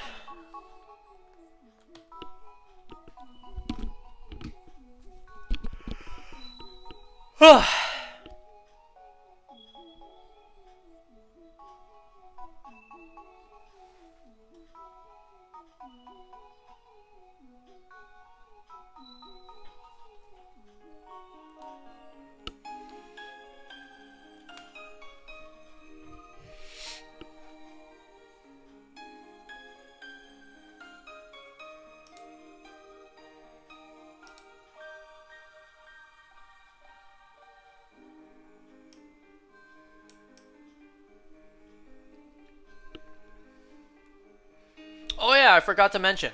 The shiny Zacian I got in Pokemon Go today, the IVs are 13 across the board. So it goes 13, 13, 13. You know how all 3, like attack, defense, and HP maxes out at 15? So, you know, a total of 45. So I got 13 across the board. So I got a 39. You could see it that way. Out of 45, you know, 45 being the best, I got a 39. Which, you know, isn't bad. I'll take it though, it's a shiny, I'll take it. You guys want to know what else? I have never, ever gotten a hundo from a raid before in Pokemon Go. Not once. I have never gotten a hundo from a raid before, let alone a shundo. I only have 2 shundos, being a Solrock and a Galarian Slowpoke. I got the shundo Galarian Slowpoke during the Slowpoke Community Day, and then I actually remember.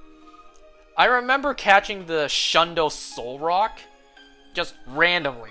A Solrock appeared, it randomly was shiny, I caught it, and then I didn't check its IVs for some reason for like a year.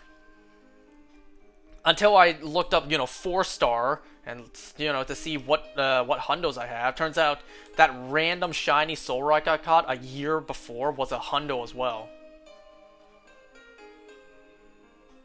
Because you didn't care about it before.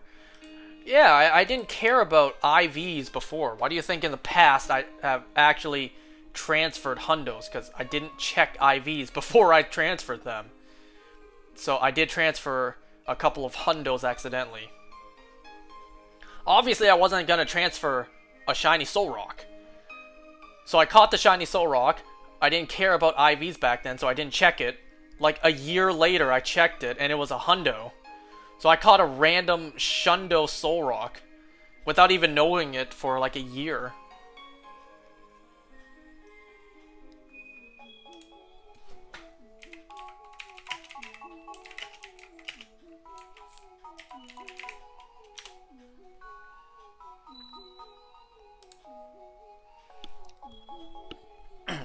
Wow, you know, I posted into like a Discord server for shiny hunters. I posted I finally got the 2nd shiny Patrat. First shiny Patrat was on September 2nd. Took me 26 days to get the 2nd. This person replied, we don't believe you. We don't believe that you got the 2nd shiny Patrat. I'm just like, I'll post it later.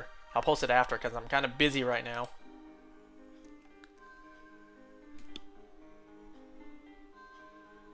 I didn't hatch the eggs and just wasting steps, am I?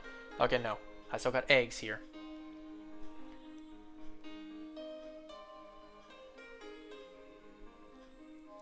So I have one more set of 5 eggs to hatch after this, and then what I'll do is I'll showcase evolving the Patrat, and then I'll call it for tonight. There was just a bit of spit on my screen there.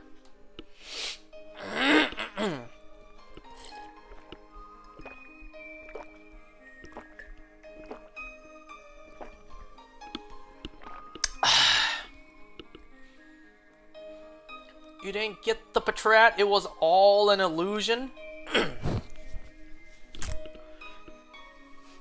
Ah, the illusion of choice.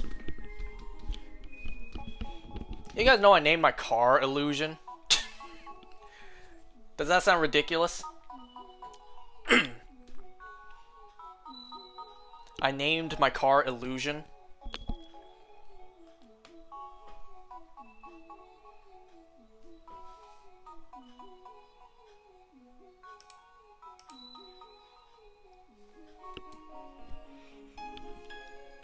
I named my car Illusion because, you know, it's an illusion of me having a car, right? Because the car I have currently is temporary, just like all other cars are, you know. Eventually, when the time is right, we're gonna trade it in for a more current, and newer model.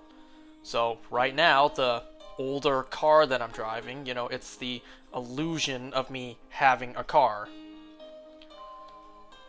Until, you know, one day I get a newer model. I mean, I don't really need a newer model, you know? I don't really need a fancy car. As long as I have a car that I can get around with, then that's all I really need. I don't need a fancy car. Sure, it'd be more impressive to chicks, but, you know, clearly that's not what I'm using my car for. Get a Corvette, get a vintage Rolls Royce. Oh, believe me, I already got Rolls. Not the good kind, though. The women deflecting kind of Rolls. Alright, let's hatch these last 5 eggs for tonight. Whoops. I only put 4 into my party there. So yeah, these final 5 eggs for tonight, and then I will showcase evolving that Patrat, and then we'll call it for tonight. You know, I even mentioned earlier tonight that I had a gut feeling that I was gonna get the shiny tonight. Like, I had a good feeling tonight. I promise you guys, like, I promise I did not come in beforehand to hatch them. I did not do that. I did not. I swear to you, I did not do that. I just had a gut feeling. Sometimes you just have that gut feeling.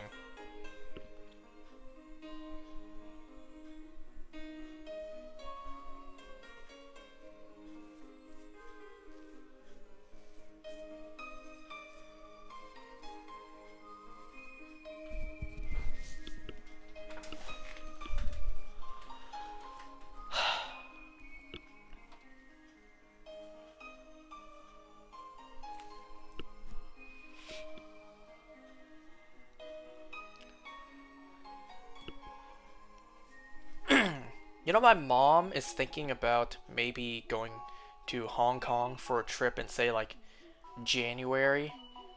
Because, something in January is, like, a spiritual birthday for my grandma. I have no idea. I have no idea. Something about, like, a different type of birthday. I have absolutely no idea. Some sort of, like, Chinese calendar thing, so where it's another birthday for my grandma. I have no clue. I only have one birthday, and that's how it will always be. If you tell me I have a different birthday, like half a year away from what it should be, I'm like, no. Just no.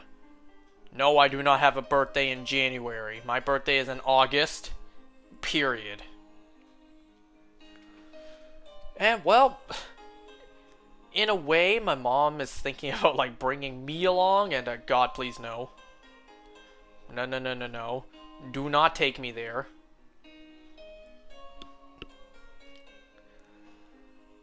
Oh, I really don't want to go. Japan? Your parents, like, you mean China?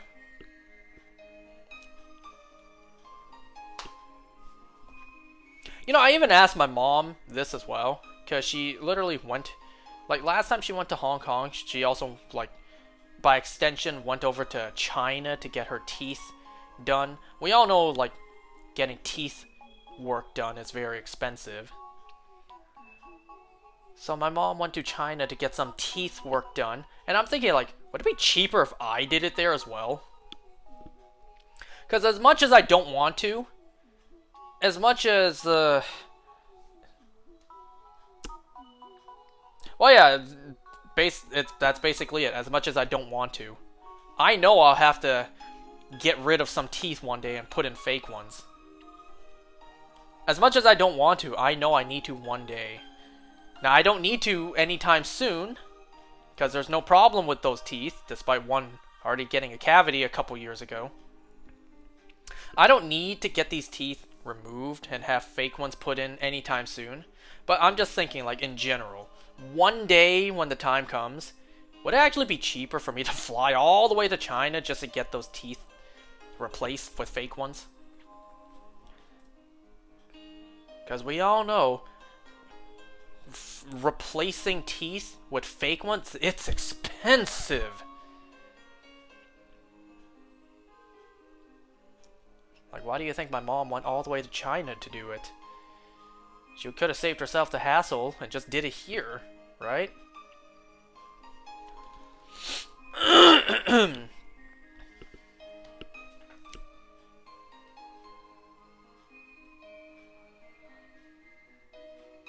I think this is the last egg for tonight. No shiny, that's fine. That's absolutely fucking fine. We already got the shiny. That's okay.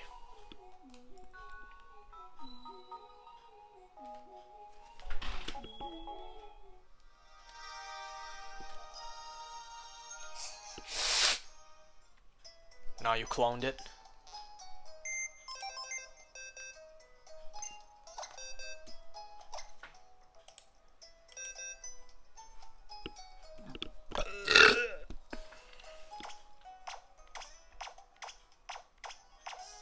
You know, I don't even know how many boxes I hatched tonight. I may have only hatched like 4. Because if I hatched 5, we would be closer to the 2.5 hour mark. So I think I only hatched 4 boxes. So 5. Yeah, I only hatched 4 tonight. Because previously I hatched 5. And I only have 14 boxes of hatched eggs right now. Okay, so let's see. I still have 4, 5, 6, 7, 8, 9, 10, 11, 12.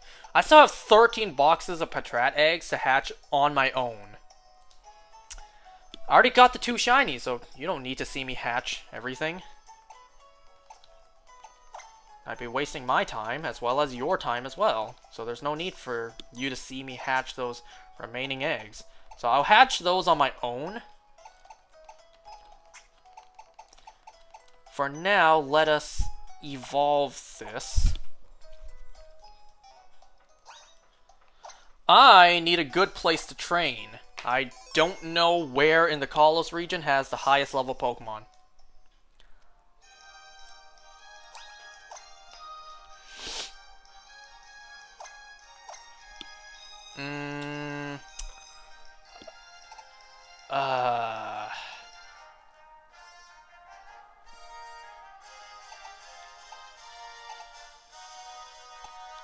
Maybe, like, you know, the higher number routes, the more powerful. Okay, I see Route 22 is the highest so far. But that's next to Santaloon City. Well, maybe right outside the Pokemon League and, like, Victory Road, there'd be some powerful Pokemons.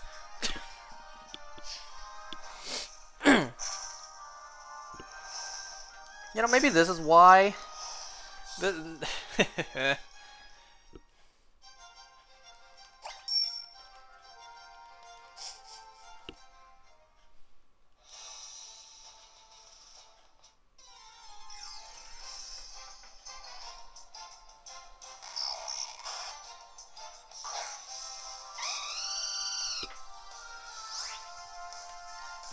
Okay, this is level 58. Maybe knocking out a level 58 will lead a level 1 all the way to, you know, level 20.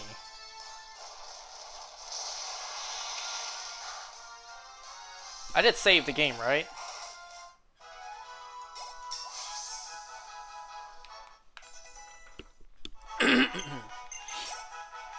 Alright, let's see.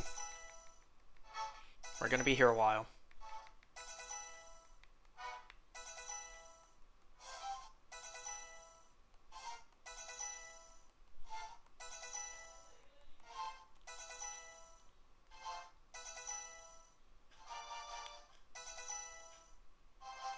Nope, that only brought us to level 8. So maybe I need to battle like 5 wild Pokemon.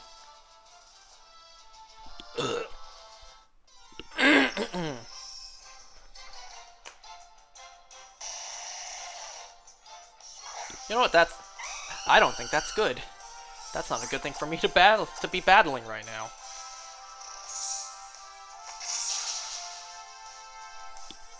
God damn it, it has sturdy. Stealth Rock? Well, I guess that's fine. What this thing focus, please? Versus Seeker, a random trainer? Bro, I'm not about to do that just to try to evolve this thing. And also, I don't know how to. I don't really play X and Y, so I don't know a lot of stuff.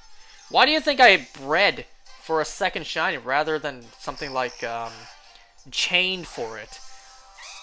If I chained for it, I could have gotten that in like, I don't know, 2 streams max. I don't know how to chain in this game, just because I never shiny hunted in this game. First slot Patrat, I know. I know, first slot, then swap out.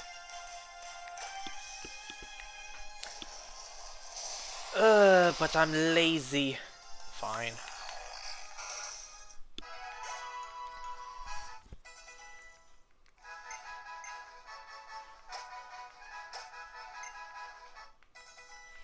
Oh yeah, that's right. Older games, you have to pick no, don't learn the move. Are you sure? Yes. In more current games, you hit no, and it's like, okay, not learning the move. So you don't even need to confirm, yes, don't learn this move.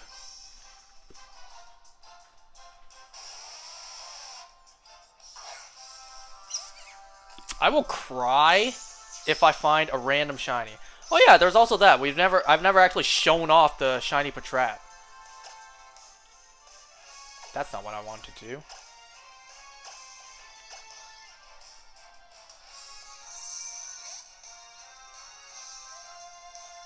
Wow, that was actually my first time seeing the shiny Patrat in battle as well.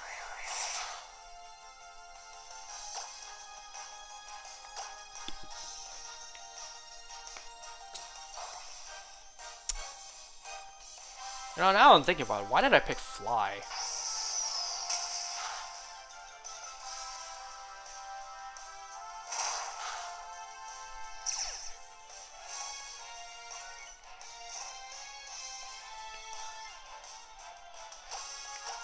I think you guys can already tell I'm not a battler.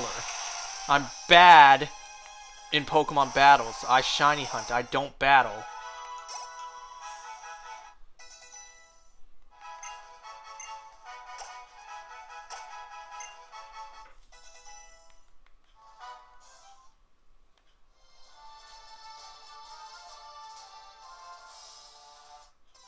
Oh no, this is a horde battle.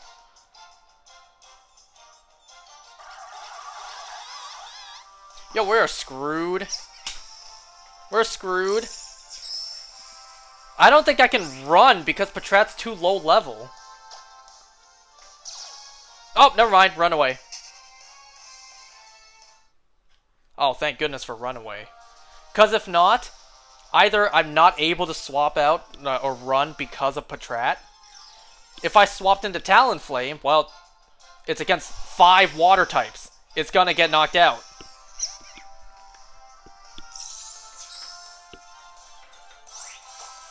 Look at this blue-eyed rat I spent so many hours to get. Imagine one of those were shiny. I would have cried. Because I am so not prepared. I don't even know if I have any healing items right now.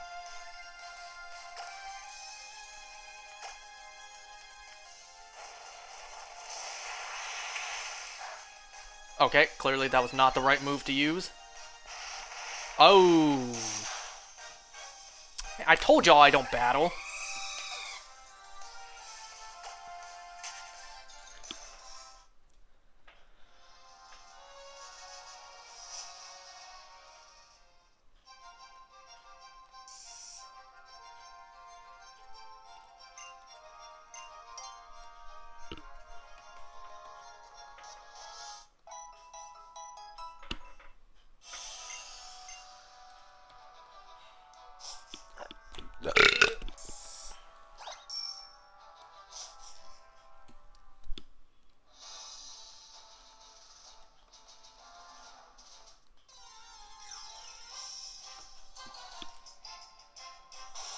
Again with the Drudigans!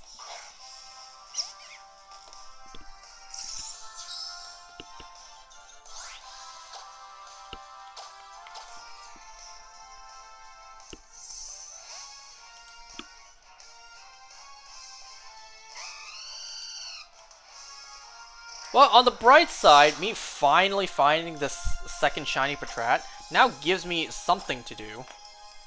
Because, you know, I am low-key running out of things to shiny hunt. Just because I'm getting most of the shinies I want. I'm just getting all the shinies I want, so I'm running out of things to shiny hunt. So at least collecting these eggs will give me something to do.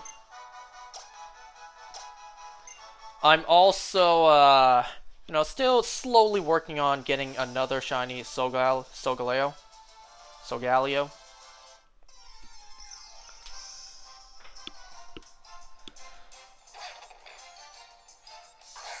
Okay, this is good. Something I can one-shot with flying moves.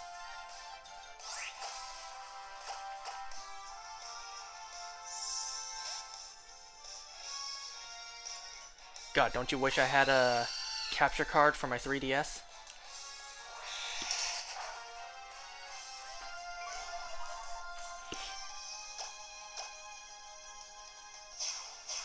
Shiny hunt every Spinda with a different pattern.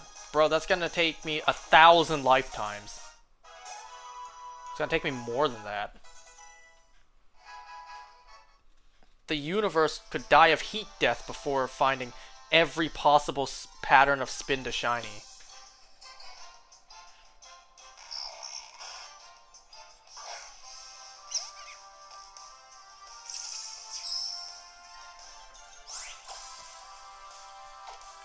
As a shiny hunter, you just don't get sick of seeing those sparkles. I miss the old school sparkles like these. You know? Every generation every generation since Sun and Moon, they had to change up the sparkles just to make everything feel unique. You know, I miss the old school sparkles like these.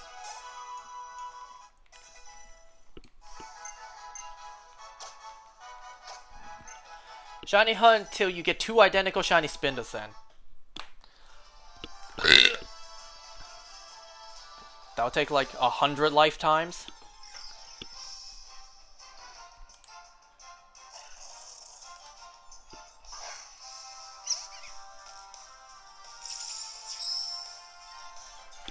Just out of curiosity, if I were to find a shiny, am I prepared at all?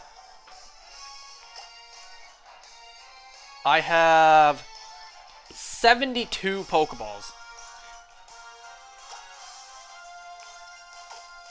Do I have any healing items? It's okay.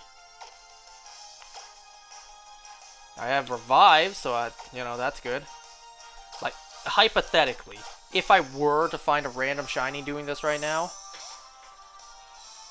Doesn't Patrat evolve at 20? Yes. Yes, it does.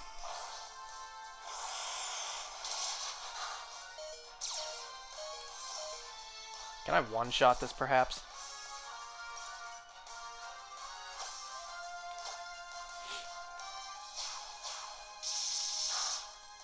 Oh, sweet. Finally.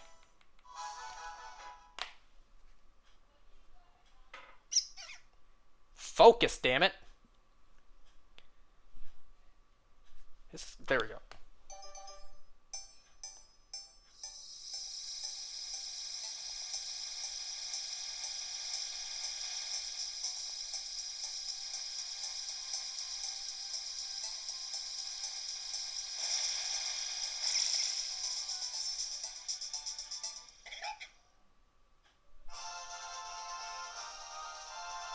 Shiny Watchhog.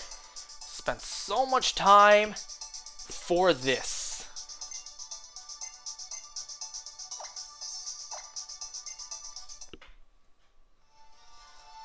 Let's just see it in battle real quick. No, I was not going to spam B. Gives you FNAF vibes.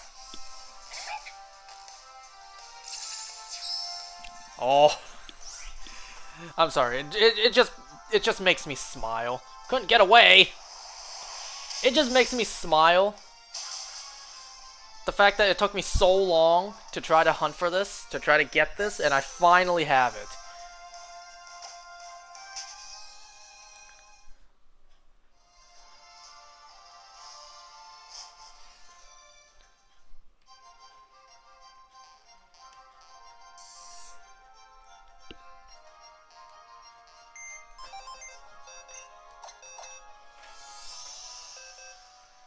What am I doing? I was gonna come back and heal it.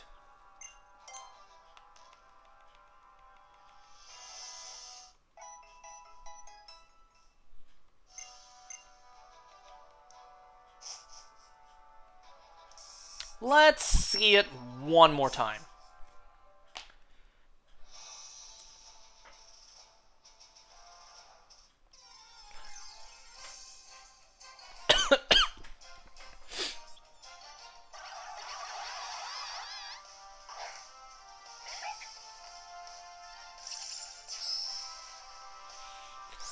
Shiny Watchhog. Great.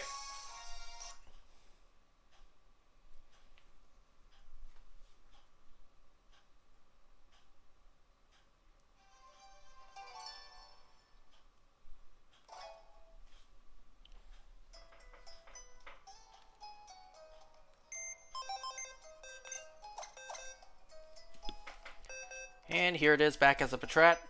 I want to evolve it on my own. Just wanted to show off the evolution there. Alright, so that's going to do it for tonight. We finally got the second shiny Patrat. I am going to hatch these remaining eggs on my own. These many remaining eggs. And then next time I'm going to have another 810 eggs of the next Pokemon we will be shiny hunting, which will be Pansage. So, I'm going to end this for tonight. Thanks for watching, guys.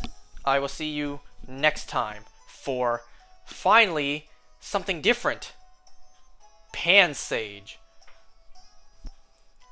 If you didn't get a shiny from those, that'll be disappointing.